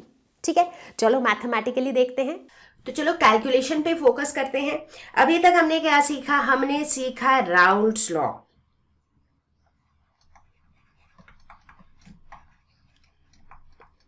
और राउल्ट्स लॉ ने हमें क्या बताया कि जो प्रेशर होता है ये किसके प्रोपोर्शनल होता है, मोल फ्रैक्शन के। तो इसीलिए इसे हम कैसे लिख सकते हैं, P1 is equal to P1 not Chi1। ठीक है, जहां पर ये जो P1 नॉट है ये क्या है, ये है vapour pressure of the pure component. मतलब अगर हमारे पास दो कंपोनेंट है 1 और 2, यहां पर हम दो कंपोनेंट्स लेंगे 1 और 2, लेट्स से एक सॉल्यूट है दूसरा सॉल्वेंट है। ठीक है, तो अगर प्योर सॉल्वेंट की मैं बात करूं, प्योर कंपोनेंट की बात करूं, तो उसका जो वेपर प्रेशर होता, मतलब एज्यूमिंग कि यहां पर सिर्फ ब्लू बॉल्स होते, सिर्फ ब्लू वाले बॉल्स होते, तो उस केस में वेपर प्रेशर कितना होता, P1 नॉट। लेकिन जब ब्लू के साथ रेड भी आ गया है तो ब्लू वाले बॉल्स का वेपर प्रेशर कितना है, P1। ठीक है, ये बात तो समझ में आती है। ठीक उसी तरीके से दूसरे कंपोनेंट के लिए भी हम राउल्ट्स लॉ के हिसाब से लिख सकते हैं ऐसा। ठीक है, अब मुझे क्या निकालना है, मुझे तो निकालना है टोटल वेपर प्रेशर। दोनों के अलग अलग वेपर प्रेशर से मैं खुश नहीं हूं, तो इसीलिए टोटल निकालने के लिए जैसा कि मैंने अभी बताया हम लगाते हैं Dalton's law of partial pressure. तो डाल्टन्स लॉ कहता है कि जो टोटल वेपर प्रेशर होगा वो क्या हो जाएगा, वो sum of the partial vapour pressure होगा। ये डाल्टन्स लॉ हमेशा से ही कहता है। तो बस यहाँ पर मैथमेटिकली मैं ये राउल्ट्स लॉ के हिसाब से इनकी वैल्यूज रिप्लेस करूंगी। तो इसे मैं लिख सकती हूँ P1 not Chi1 plus P2 naught Chi2। ठीक है, अब देखो इसे मैं क्या लिख सकती हूँ, अब ये जो जिस सॉल्यूशन की मैं बात कर रही हूँ ये किस तरह का सॉल्यूशन है, ये एक बाइनरी सॉल्यूशन है। क्यों, क्योंकि इसमें दो ही कंपोनेंट्स हैं 1 और 2। और जब कभी भी हम इस तरह के सॉल्यूशन की बात करते हैं तो यहाँ पर sum of the mole fraction of the two components is always equal to 1। ये भी हमें पता है, बेसिक सी बात है। तो यानी कि मैं Chi1 के बदले में 1 माइनस Chi2 भी लिख सकती हूँ। अब ऐसा मैं क्यों कर रही हूँ थोड़ी देर में बताती हूँ। तो ये हो जाएगा P1 not 1 minus Chi2 plus P2 naught Chi2। अब इसे मैं क्या लिख सकती हूँ, P1 not minus P1 not Chi2 plus P2 naught Chi2। ठीक है, अब अगर इन दोनों टर्म्स को देखो तो इन दोनों में क्या कॉमन दिख रहा है, इन दोनों में Chi2 कॉमन दिख रहा है। तो इसे मैं लिख सकती हूँ P1 not plus P2 not minus P1 not Chi2। ठीक है, ये मेरा P टोटल का एक्सप्रेशन आ गया। ठीक है, अब देखो इस एक्सप्रेशन को देखते हुए आप क्या कह सकते हो, देखो जो टोटल वेपर प्रेशर है यहां पर साफ साफ क्या दिख रहा है कि ये जो मेरा टोटल वेपर प्रेशर है ये किसके ऊपर डिपेंड कर रहा है, ये किसी एक कंपोनेंट के मोल फ्रैक्शन पे ही डिपेंड कर रहा है। मतलब दैट इज द ब्यूटी कि जो टोटल मेरा वेपर प्रेशर है, ऐसे तो टोटल वेपर प्रेशर इन दोनों की वजह से है, दोनों कंपोनेंट्स 1 और 2 के वजह से है, लेकिन इस एक्सप्रेशन से हम देख रहे हैं कि मेरा जो टोटल वेपर प्रेशर है वो इन अ वे सिर्फ एक कंपोनेंट के मोल फ्रैक्शन पे ही डिपेंड कर रहा है। देखो P टोटल जो है ये Chi2 के ऊपर ही डिपेंड कर रहा है। ठीक है, सो ये हमारा एक इंपॉर्टेंट कंक्लूजन रहा जैसे जब हमने टोटल वेपर प्रेशर को कैलकुलेट किया। तो बच्चों जब राउल्ट्स लॉ के हेल्प से हमने वेपर प्रेशर और मोल फ्रैक्शन को प्लॉट किया, ग्राफिकली प्लॉट किया, तो हमें एक बड़ा ही इंटरेस्टिंग सा ग्राफ मिला जो कि आपको स्क्रीन पर दिख रहा है। बट बहुत से बच्चों को ये ग्राफ समझ में नहीं आता है कि ये ग्राफ आया कहाँ से। ठीक है।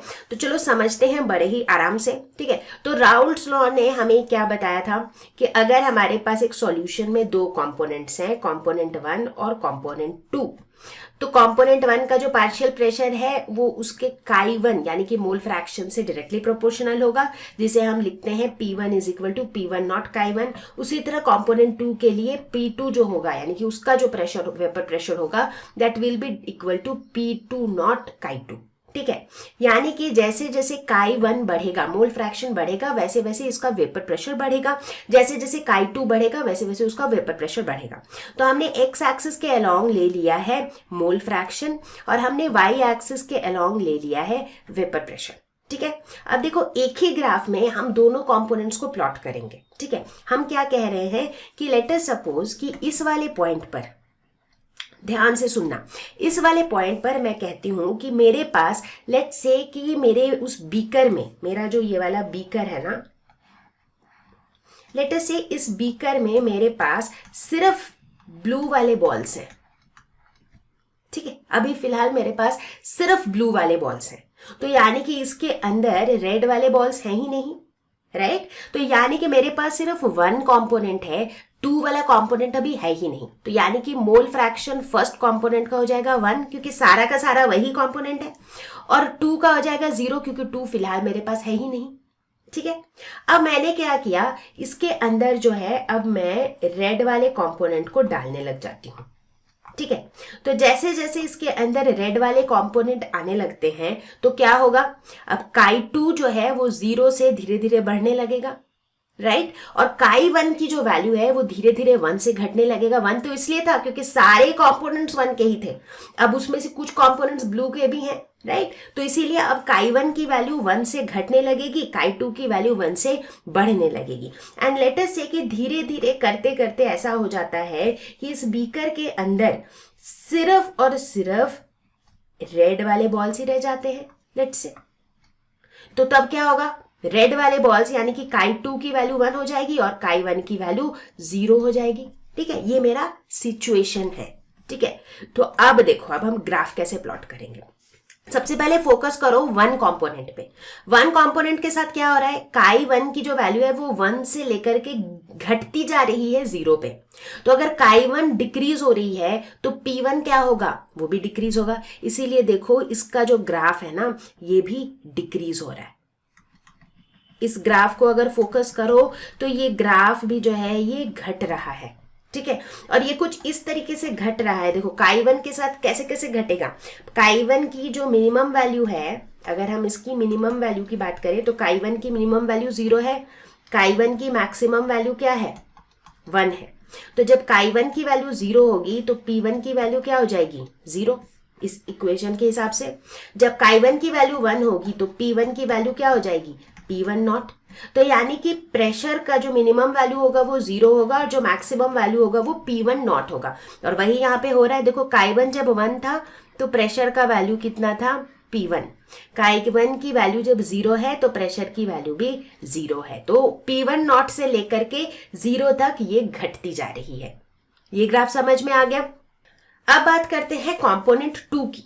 ठीक है, तो कंपोनेंट 2 के केस में chi2 की वैल्यू यहाँ 0 है और chi2 की वैल्यू यहाँ 1 है, यानी कि ये 0 से लेके 1 बढ़ रहा है, राइट।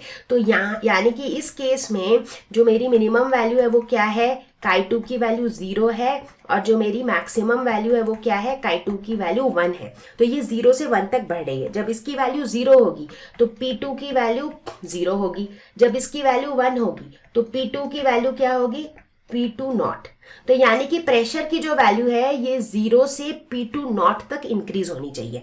और देखो वैसा ही हो रहा है, अगर इस ग्राफ को देखो तो ये 0 से कहाँ तक बढ़ रहा है, ये 0 से लेकर के P2 नॉट तक बढ़ रहा है। तो ये मेरा सेकंड कंपोनेंट का ग्राफ हो गया।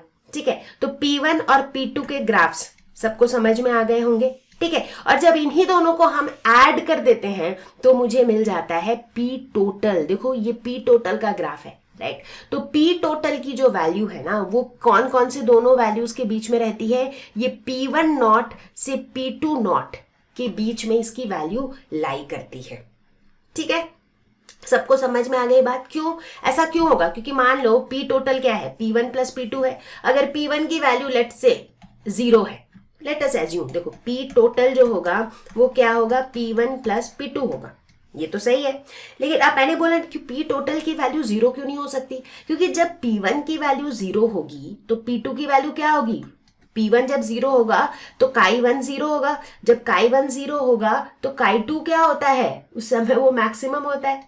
तो इसीलिए जब P1 की वैल्यू 0 होगी तो P2 की वैल्यू P2 नॉट हो रही होगी। उसी तरह जब P1 की वैल्यू मैक्सिमम होती है P1 नॉट, उस समय P2 की वैल्यू 0 होती है। तो यानी कि कभी भी ऐसा सिचुएशन नहीं आएगा जब P टोटल 0 आएगा, राइट? तो P टोटल की जो वैल्यू है वो P1 नॉट से लेकर के P2 नॉट, ये दोनों वैल्यूज के बीच में ही कुछ ना कुछ वैल्यू होगी। तो बच्चों अभी तक हम जब भी डिस्कस कर रहे हैं, जो कुछ भी हमने डिस्कस किया वेपर प्रेशर का, मैंने हर जगह स्पेशली मेंशन किया कि ये जो मोल फ्रैक्शन है Chi1 और Chi2 ये कौन से फेज में है, सॉल्यूशन फेज में। मतलब Chi1 और Chi2 जो है मोल फ्रैक्शन ऑफ कंपोनेंट 1 और component 2 in the solution, solution के अंदर कितना पहला कंपोनेंट है और कितना दूसरा कंपोनेंट है वो बता रहा था। अब ये क्यूरियोसिटी मुझे हो ही सकती है कि यार कंपोनेंट 1 और कंपोनेंट 2 चूंकि दोनों वोलाटाइल हैं तो वो दोनों ही वेपर फेज में जा रहे हैं।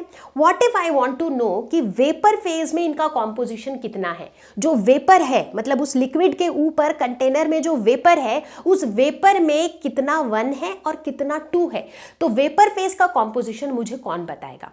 तो यहां पर फिर से हमारे रेस्क्यू के लिए आता है डाल्टन्स लॉ। तो डाल्टन्स लॉ हमें ये कहता है कि बच्चों अगर तुम्हें P1 P2 की वैल्यू पता है, एज्यूमिंग कि मेरे पास दो कंपोनेंट्स हैं 1 और 2 और मुझे पता है दोनों के पार्शियल प्रेशर्स हैं P1 और P2, ठीक है। अब डाल्टन्स लॉ ने ऑलरेडी हमें P टोटल भी बता दिया क्योंकि P1 प्लस P2 से मैं P टोटल निकाल सकती हूं। तो डाल्टन कहता है कि वेपर फेज में 1 और 2 का जो कॉम्पोजिशन होगा, जो मोल फ्रैक्शन होगा, वो हम ऐसे निकालते हैं कि Y1 यानी कि mole fraction of the first component in vapour phase, इसको हम Y से डिनोट कर रहे हैं to avoid confusion. Y1 will be equal to P1 divided by P total, Y2 will be equal to P2 divided by P total. मतलब चूंकि मैं vapour phase की बात कर रही हूं तो वेपर फेज में जो भी वेपर के कंपोनेंट्स हैं वो क्या कर रहे हैं, वो प्रेशर एक्सर्ट कर रहे हैं। तो अगर मैं कंपोनेंट 1 का जानना चाह रही हूं कि वो कितना प्रेजेंट है तो इसका मतलब है वो कितना प्रेशर एक्सर्ट कर रहा है compare to the total pressure, so P1 by P total.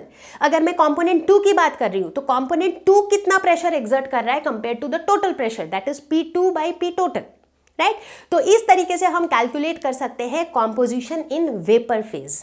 तो बच्चों अब यहां पर हम एक चीज नोटिस करते हैं कि थोड़ी देर पहले, कुछ टाइम पहले हमने एक लॉ पढ़ा था विच वाज हेनरीज लॉ, जो हमें बता रहा था कि जो प्रेशर होता है वो किसके प्रोपोर्शनल होता है, मोल फ्रैक्शन के। अभी अभी हमने पढ़ा राउल्ट्स लॉ जो हमें ये बताता है कि प्रेशर जो है, पार्शियल प्रेशर जो है वो किसके प्रोपोर्शनल होता है, मोल फ्रैक्शन के।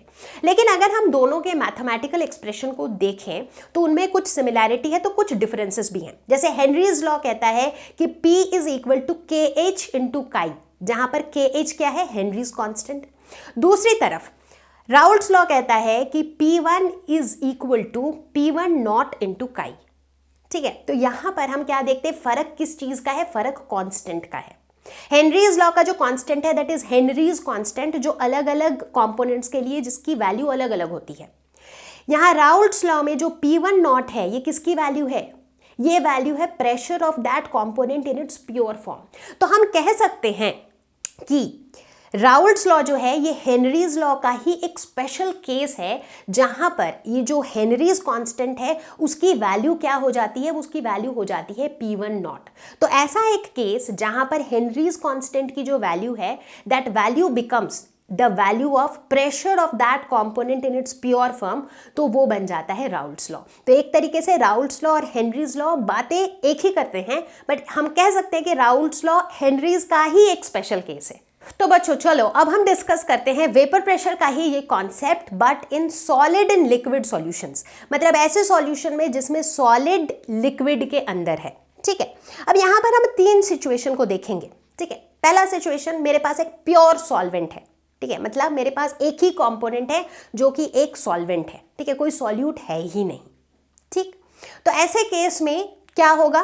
वेपर प्रेशर मतलब क्या? जो सॉल्वेंट के मॉलिक्यूल्स हैं सरफेस पे वही मॉलिक्यूल्स हैं, उनको गर्म करेंगे तो वही मॉलिक्यूल्स वेपराइज होंगे और फिर वही वेपर प्रेशर एक्सर्ट करेगा और वो मेरा वेपर प्रेशर होगा। ठीक, अब मैंने क्या किया, मैंने इसमें सॉल्यूट ऐड किया। ठीक है, अब सॉल्यूट भी दो तरह के हो सकते हैं, वोलाटाइल सॉल्यूट हो सकते हैं, नॉन वोलाटाइल सॉल्यूट हो सकते हैं। मान लो अभी के लिए कि मैंने पहले इसमें नॉन वोलाटाइल सॉल्यूट ऐड किया। नॉन वोलाटाइल मतलब ये ऐसा सॉल्यूट है जैसे कि शुगर, जो वेपोराइज होगा ही नहीं। ठीक है, जैसे ही मैंने इसे ऐड कर दिया तो क्या होगा? अब शुगर तो वेपोराइज नहीं होगा, बट चूंकि शुगर को भी ऐड कर दिया है तो इस शुगर के काफ़ी सारे मॉलिक्यूल्स भी सरफेस पे रहेंगे। मतलब सरफेस पे चूंकि शुगर और वाटर का सॉल्यूशन है तो सरफेस पर सिर्फ वाटर के मॉलिक्यूल्स तो रहेंगे नहीं, उसमें शुगर के भी मॉलिक्यूल्स रहेंगे, है ना। तो अब क्या हुआ, अब ये जो शुगर वाले मॉलिक्यूल्स हैं भाई ये लोग वेपोराइज तो होंगे नहीं, लेकिन मेरा सरफेस का काफ़ी सारा जगह तो घेर लिया।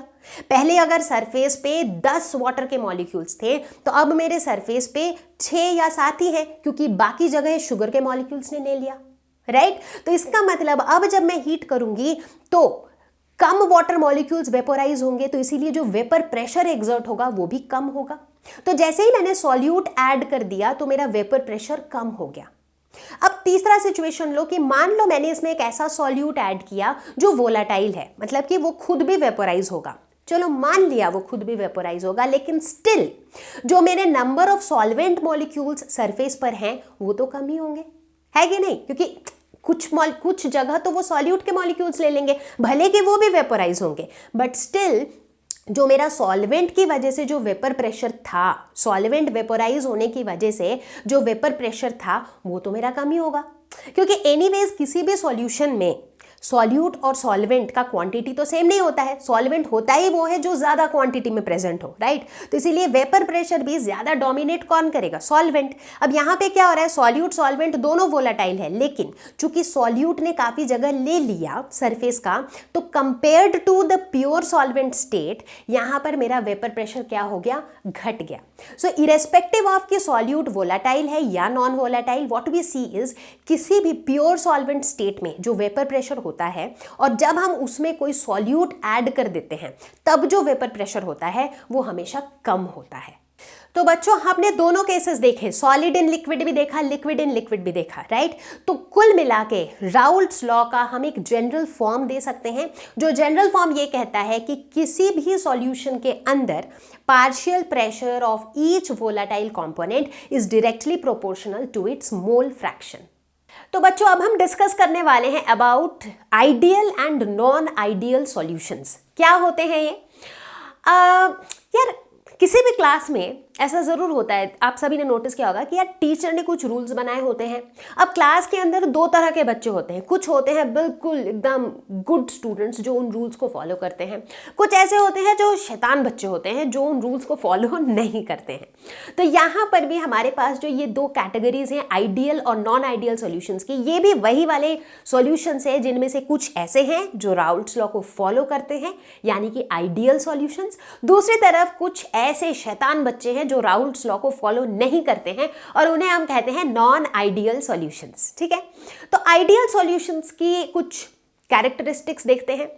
जैसे एक आइडियल सॉल्यूशन में कुछ ऐसा होता है कि जब हम कंपोनेंट्स को मिक्स करते हैं सॉल्यूशन बनाने के लिए, राइट, एक सॉल्यूशन बनेगा तो उसमें कम से कम 2 कंपोनेंट्स तो होंगे। सो ड्यूरिंग दैट टाइम ना तो कोई हीट इवॉल्व होता है, ना ही कोई हीट एब्जॉर्ब होता है, ना हीट लेना ना हीट देना, यानी कि डेल्टा H की वैल्यू क्या होती है? 0। ठीक उसी तरीके से हम ये देखते हैं कि डेल्टा V की वैल्यू भी 0 होती है। डेल्टा V बोले तो चेंज इन वॉल्यूम, मतलब कंपोनेंट्स का जो टोटल वॉल्यूम होता है वही वॉल्यूम होता है सॉल्यूशन का, मतलब volume of the solution is equal to sum of the volumes of the components. ठीक, अब भाई अच्छे बच्चे सब थोड़ी होते हैं, कम ही होते हैं मार्केट में अच्छे बच्चे, है ना। तो ठीक उसी तरीके से रियलिटी में बिल्कुल परफेक्ट आइडियल सॉल्यूशन तो रेयर होता है, लेकिन नियरली आइडियल सॉल्यूशन के कुछ एग्जांपल्स की बात हम कर सकते हैं, जैसे कि solution of bromo ethane, chloro ethane या फिर बेंजीन। दूसरी तरफ हमारा नॉन आइडियल सॉल्यूशन, मतलब भाई वो तो आइडियल है ही नहीं, तो उसने तो रॉल्ट्स लॉ को फॉलो ही नहीं करना। तो इनके केस में हमें दो तरह के डेविएशन देखने को मिलते हैं। कुछ ऐसे सॉल्यूशंस होते हैं जिनका वेपर प्रेशर जो है वो राउल्ट्स लॉ के हिसाब से जो एक्सपेक्टेड वेपर प्रेशर होना चाहिए उससे ज़्यादा होता है। दूसरी तरफ कुछ ऐसे होते हैं जिनका वेपर प्रेशर जो है राउल्ट्स लॉ के हिसाब से जो एक्सपेक्टेड वेपर प्रेशर होना चाहिए उससे कम होता है। तो जिनका वेपर प्रेशर एक्सपेक्टेड से ज़्यादा होता है वो पॉजिटिव डेविएशन शो करते हैं, जिनका एक्सपेक्टेड से कम होता है वो नेगेटिव डेविएशन शो करते हैं। अब सबसे बड़ा सवाल ये है कि इस तरह का deviation non ideal solutions show करते क्यों हैं? चलो समझते हैं। तो चलो बच्चों, सबसे पहले देखते हैं कि पॉजिटिव डेविएशन क्यों होता है। तो भाई चाहे पॉजिटिव डेविएशन की बात करें या नेगेटिव डेविएशन की बात करें, तो इनका जो कॉज होता है ना, इनका कॉज होता है इनके मॉलिक्यूलर लेवल के इंटरैक्शन पे। मतलब ये कि अंदर क्या है, सॉल्यूट है, सॉल्वेंट है, राइट। सॉल्यूट के पार्टिकल्स के बीच में एक बॉन्डिंग है, सॉल्वेंट के बीच में एक बॉन्डिंग है, और सॉल्वेंट के बीच में भी एक बॉन्डिंग है, राइट। सब अग्री करते हो? तो हमारे पास ये तीन तरह के इंटरैक्शंस हैं, ए बी यानी कि सॉल्यूट सॉल्वेंट, और ए बी यानी कि सॉल्यूट सॉल्वेंट। जब हम पॉजिटिव डेविएशन की बात करते हैं तो वहां पर हम क्या देखते हैं कि जो सॉल्यूट या फिर सॉल्वेंट इंटरैक्शन है वो ज्यादा स्ट्रॉन्ग है कंपेयर टू सॉल्यूट सॉल्वेंट। समझो बात को, मतलब सॉल्यूट सॉल्वेंट का इंटरैक्शन अगर स्ट्रॉन्ग होगा तो वो सॉल्यूशन की तरह एग्जिस्ट करेगा, क्योंकि सॉल्यूशन में सॉल्यूट और सॉल्वेंट दोनों साथ में है। तो दोनों को साथ में रहने के लिए दोनों के बीच का जो बॉन्डिंग है वो बहुत तगड़ा होना चाहिए। लेकिन यहां पर हम देखते हैं कि सॉल्यूट सॉल्वेंट का जो बॉन्डिंग है उससे कई ज्यादा स्ट्रॉन्ग सॉल्यूट और सॉल्वेंट का बॉन्ड है। तो इस वजह से क्या हो रहा है कि ये जो पार्टिकल्स हैं, चाहे सॉल्यूट के या सॉल्वेंट के, इनके लिए एस्केप करना ज़्यादा ईजियर है, क्योंकि सॉल्यूट सॉल्वेंट वाला जो बॉन्ड है ना सॉल्यूशन के अंदर वो काफ़ी कमज़ोर है। बॉन्ड अगर कमज़ोर होगा तो भाई छोड़ो और भागो, ये आसान होता है ना। तो इसीलिए इस केस में पार्टिकल्स का एस्केप कर जाना ज़्यादा आसान है, और जैसे पार्टिकल्स एस्केप करते हैं, वेपराइज होते हैं, तो वेपर प्रेशर बढ़ता है। सो दैट्स द रीजन यहाँ पर जो एक्सपेक्टेड वेपर प्रेशर होना चाहिए उससे ज़्यादा वेपर प्रेशर होता है। वहीं अगर हम आइडियल सॉल्यूशन की बात करें तो उनमें क्या होता है, उनमें सॉल्यूट सॉल्वेंट का जितना इंटरैक्शन होता है सॉल्यूट सॉल्वेंट का भी उतना ही इंटरैक्शन होता है। सबका जो वो बॉन्डिंग का लेवल है वो बराबर होता है, ठीक है। तो ये रीजन था हमारे पॉजिटिव डेविएशन का। पॉजिटिव डेविएशन का एक एग्जांपल लेते हैं। Let's take the example of ethanol and acetone. तो इथेनॉल यानी कि C2H5OH का अगर हम स्ट्रक्चर देखें तो इनके बीच में हमें देखने को मिलता है हाइड्रोजन बॉन्डिंग।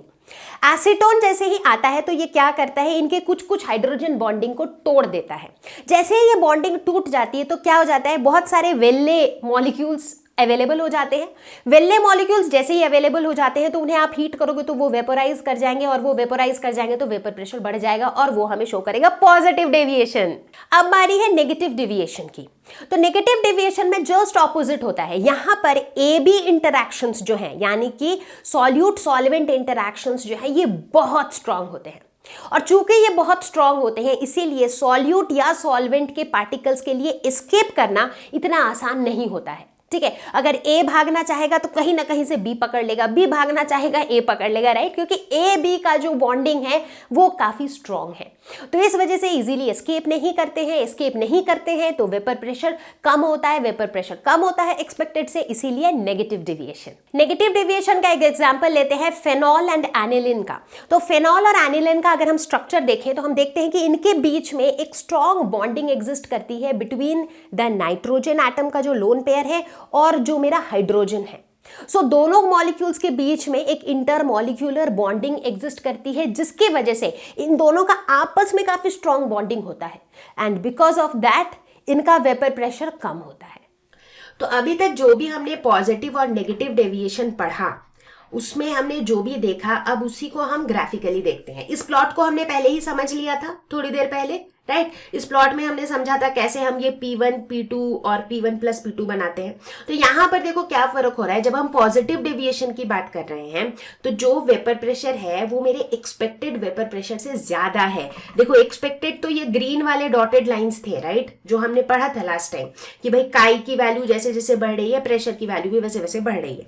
बट देखो यहाँ पर जो ब्लू लाइंस हैं ये मेरे वेपर प्रेशर है जो कि एक्सपेक्टेड से ज्यादा है। तो ऐसा प्लॉट बनता है पॉजिटिव डेविएशन का। जब नेगेटिव डेविएशन की बात करते हैं तो देखो जो ब्लू वाले प्लॉट्स हैं वो क्या है, वो कम है, मेरा जो एक्सपेक्टेड वेपर प्रेशर है उससे वो कम है। तो इस तरीके से नॉन आइडियल सॉल्यूशन के जो प्लॉट्स हैं वो डिफर करते हैं। तो बच्चों अभी हमने क्या देखा कि नॉन आइडियल सॉल्यूशंस जो हैं ये पॉजिटिव डेविएशन और नेगेटिव डेविएशन ये दोनों तरह के डेविएशन शो कर सकते हैं। तो जब कोई non ideal solution positive deviation show करता है तो उसे हम मिनिमम बॉइलिंग एजियोट्रोप्स भी कहते हैं। ठीक उसी तरीके से जब एक नॉन आइडियल सॉल्यूशन शो करता है नेगेटिव डेविएशन तो उसे हम मैक्सिमम बॉइलिंग एजियोट्रोप्स भी कहते हैं। अब सबके दिमाग में क्वेश्चन आ रहा होगा कि ये एजियोट्रोप्स क्या है, ये maximum boiling minimum boiling azeotropes क्या है। तो बच्चों एजियोट्रोप्स जो है ये एक special class of liquid mixture है, एक ऐसे स्पेशल तरह के मिक्सचर्स होते हैं लिक्विड्स के जो कि बाइनरी मिक्सचर्स होते हैं, यानी कि उनमें दो लिक्विड कंपोनेंट्स ही होते हैं। और इनकी खास बात ये होती है कि इनका जो कॉम्पोजिशन होता है ना, मतलब दोनों कंपोनेंट का जो कॉम्पोजिशन है वो लिक्विड फेज में और वेपर फेज में सेम होता है। As a result they boil at a constant boiling point. ये ही इनकी खास बात होती है, इसीलिए इनका एक अलग से, इस तरह के स्पेशल मिक्सचर्स का एक अलग से नाम दे दिया गया है एजियोट्रोप्स। अब आप पूछोगे कि ठीक है ये तो समझ में आ गया, बट ये मैक्सिमम बॉइलिंग और मिनिमम बॉइलिंग का क्या फंडा है। तो जैसा कि मैंने बताया जो non ideal solutions positive deviation show करते हैं उन्हें हम कहते हैं मिनिमम बॉइलिंग एजियोट्रोप्स। ऐसा क्यों कहते हैं, क्योंकि जब हम इनका कांस्टेंट प्रेशर फेज डायग्राम बनाते हैं तो हम देखते हैं कि इनका जो टेम्परेचर का प्लॉट होता है it goes through a minimum, इसीलिए इनको कहा जाता है मिनिमम बॉइलिंग एजियोट्रोप्स। दूसरी तरफ जब हम बात करते हैं मैक्सिमम बॉइलिंग एजियोट्रोप्स की, वहां पर जब हम उनका प्रेशर फेज डायग्राम बनाते हैं, कांस्टेंट प्रेशर फेज डायग्राम बनाते हैं, तो हम देखते हैं कि temperature goes through a maximum and that is why they are called maximum boiling azeotropes. तो अभी के लिए इतना डिटेल काफी है, इससे ज्यादा डिटेल में हम अभी नहीं घुसेंगे ऑन एजियोट्रोप्स। चलो देखते हैं एक question. The vapour pressure of pure liquids A and B are 450 and 700 millimeter respectively at 350 Kelvin. Find out the composition of the liquid mixture if total vapor pressure is 600 millimeter of mercury. Also find the composition of the vapor phase. ठीक है, तो बहुत ध्यान से हमें समझना है यहाँ पर। तो देखो यहाँ मैंने पिक्चर भी बना रखी है सो दैट आपके लिए थोड़ा सा इजी हो। मान लेते हैं कि ये जो रेड वाले बॉल्स है ना, they represent the liquid A और ये जो ब्लू वाले बॉल्स है they represent the liquid B। ठीक है, तो देखो यहाँ पर इस कंटेनर में सारे रेड बॉल्स है यानी कि ये प्योर A रिप्रेजेंट कर रहा है। इस वाले कंटेनर में सारे ब्लू बॉल्स हैं तो यानी कि ये प्योर लिक्विड B रिप्रेजेंट कर रहा है। और यहाँ पर रेड और ब्लू दोनों है तो यानी कि ये मेरा सॉल्यूशन को रिप्रेजेंट कर रहा है। ठीक है, क्लियर है यहाँ तक? ओके। अब मेरे पास दिया हुआ क्या क्या है, मुझे दिया हुआ है प्योर लिक्विड का वेपर प्रेशर यानी कि PA0 की वैल्यू दी हुई है, PB0 की वैल्यू दी हुई है। ठीक है, तो A का है 450 मिलीमीटर ऑफ मरकरी, B का है 700 मिलीमीटर ऑफ मरकरी। ठीक है, ये मेरे पास दिया हुआ है। ओके, और क्या दिया हुआ है, एक और प्रेशर दिया हुआ है which is the total vapour pressure यानी कि P टोटल की वैल्यू भी दी हुई है which is equal to 600 millimetre of mercury. ठीक है, तो अभी देखो हमने जो भी चीजें सीखी हैं अभी तक उन्हीं कॉन्सेप्ट्स को लगाएंगे यहाँ पर। तो राउल्ट्स लॉ, डाल्टन्स लॉ को मिलाकर हमने ये सीखा था कि जो टोटल वेपर प्रेशर होता है वो क्या होता है, PA प्लस PB यानी कि partial pressure of A plus partial pressure of B, जिसको हम राउल्ट्स लॉ के हिसाब से क्या लिख सकते थे, इसको हम लिख सकते थे PA0 काई A प्लस PB0 काई B। ठीक है, ये हमने सीखा था, राइट। इसको फर्दर हम क्या लिख सकते थे, इसको फर्दर हम ऐसे लिख सकते हैं पी ए नॉट काई A plus P B not, और काई बी की जगह हम क्या लिख सकते हैं 1 माइनस काई ए। ये चीजें हमने पढ़ी है राइट, क्योंकि इसमें दो ही कॉम्पोनेंट्स है ए और बी, तो chi A plus chi B will be equal to 1। ठीक है, तो यहां तक भी सही है। अच्छा, इसके बाद हम क्या कर सकते हैं, अब इसमें हम देखते हैं कि हमारे पास कौन कौन सी वैल्यूज दी हुई हैं। अगर हम इस पूरे एक्सप्रेशन को देखें तो भाई मुझे पी टोटल पता है, मुझे पी ए नॉट पता है, मुझे पी बी नॉट पता है, यानी कि बड़े आराम से मैं काई ए की वैल्यू निकाल सकती हूँ, मोल फ्रैक्शन ऑफ ए की मैं वैल्यू आराम से निकाल सकती हूँ। तो जब निकाल सकती हूँ तो निकालती हूँ ना, है ना। तो पी टोटल है 600, पी ए नॉट की वैल्यू है 450 इंटू काई A plus P B not की वैल्यू है 700 इंटू 1 माइनस काई ए। ठीक है, अब इस इक्वेशन को हम सॉल्व करेंगे सिंपल तरीके से, 450 काई ए प्लस 700 माइनस 700 काई ए। ठीक है, तो यहां से हमें काई ए की वैल्यू मिलती है 0.4। ये मोल फ्रैक्शन ऑफ ए है। मोल फ्रैक्शन ऑफ ए मिल गया तो मोल फ्रैक्शन ऑफ बी क्या हो जाएगा 1 माइनस मोल फ्रैक्शन ऑफ ए, यानी कि 1 माइनस 0.4 यानी कि 0.6। तो अब काई ए और काई बी मिल गया, इसका मतलब मुझे क्या मिल गया, मुझे मिल गया composition of the liquid mixture, है ना, कि लिक्विड मिक्सचर में कितना ए है और कितना बी है, ये बताने के लिए दोनों का मोल फ्रैक्शन काफी है राइट। तो ये मुझे क्या बता रहा है, ये मुझे बता रहा है कॉम्पोजिशन ऑफ लिक्विड मिक्सचर। ठीक है, लेकिन इतना काफी नहीं है। क्वेश्चन मुझसे ये भी पूछ रहा है कि also find the composition of the vapour phase. Vapour फेज में इसका क्या कॉम्पोजिशन होगा वो भी निकालो। ठीक है, मतलब कि जब ये वेपर बन जाएंगे दोनों, तो वेपर फेज में जाके इनका क्या कॉम्पोजिशन होगा, और वो मुझे बताता है डाल्टन्स लॉ। ठीक है, अब वो बताने के लिए मुझे क्या निकालना पड़ेगा, उसको बताने के लिए मुझे निकालना पड़ेगा पी ए और पी बी की वैल्यू। तो पी ए की वैल्यू क्या हो जाएगी, पी नॉट ए काई ए, उसी तरह से पी बी की वैल्यू हो जाएगी पी नॉट बी काई बी। ठीक है, अब ये सारी वैल्यूज मुझे पता है। पी नॉट ए की वैल्यू पता है 450, काई ए की वैल्यू है 0.4, तो ये हो जाएगा 180 मिलीमीटर ऑफ मरकरी। उसी तरह से पी नॉट बी की वैल्यू है 700, काई बी की वैल्यू है 0.6, तो ये हो जाएगा 420 मिलीमीटर ऑफ मरकरी। ठीक है, तो ये पी ए और पी बी हो गया। अब हम क्या निकाल सकते हैं, अब हम बात करेंगे किसकी, अब हम बात करेंगे वेपर फेज की। ठीक है, तो जब हम वेपर फेज की बात करेंगे तो यहां पर मेरा मोल फ्रैक्शन क्या हो जाएगा, यहाँ का जो मोल फ्रैक्शन, क्योंकि वेपर फेज में इनका प्रेशर ए और बी का प्रेशर कितना है, पी ए और पी बी है राइट। जब हम लिक्विड मिक्सचर की बात कर रहे थे तो वहां पर तो हमने ये वाला कॉन्सेप्ट ले लिया था राइट, कि P A plus P B है, जिसको हम इनके प्योर कॉम्पोनेंट के फॉर्म में ऐसे लिख सकते हैं, करेक्ट। लेकिन जब हम वेपर फेज की बात कर रहे हैं तो वहां पर हम पी ए और पी बी की बात करेंगे, क्योंकि अब तो ये वेपर बन चुके हैं, और जब ये वेपर बने हैं तो ये दोनों साथ में थे, तो हम प्योर लिक्विड का P A naught P B naught तो नहीं ले सकते हैं, है ना।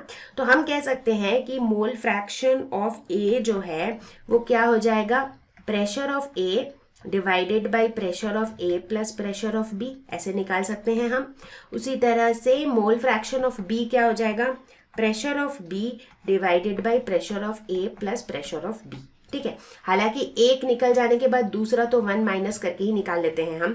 तो सबसे पहले चलो इसकी वैल्यू निकालते हैं, तो ये क्या हो जाएगा 180 divided by 180 plus 420, so this comes out to be 0.3। अब ये 0.3 हो गया तो काई बी क्या हो जाएगा 1 माइनस 0.3 विच इज 0.7। तो समझ में आ गया कॉम्पोजिशन का फर्क। जब हम लिक्विड फेज की कॉम्पोजिशन की बात करते हैं तो हम ये कहते हैं कि ये जो लिक्विड फेज से जब ये वेपर फेज में जा रहा है तो मोल फ्रैक्शन की जो हम बात करते हैं ना, ये जो काई ए और काई बी होता है ये लिक्विड फेज का मोल फ्रैक्शन होता है। लेकिन जब हम वेपर फेज की बात करते हैं, इसका मतलब जब ये वेपोराइज हो चुके हैं, जब इनके वेपर्स बन चुके हैं, तो ये जो वेपर्स यहाँ पर बने हैं, इन वेपर्स में मोल फ्रैक्शन कितना है, ये इस वाले वेपर फेज में काई ए और काई बी की वैल्यू क्या है।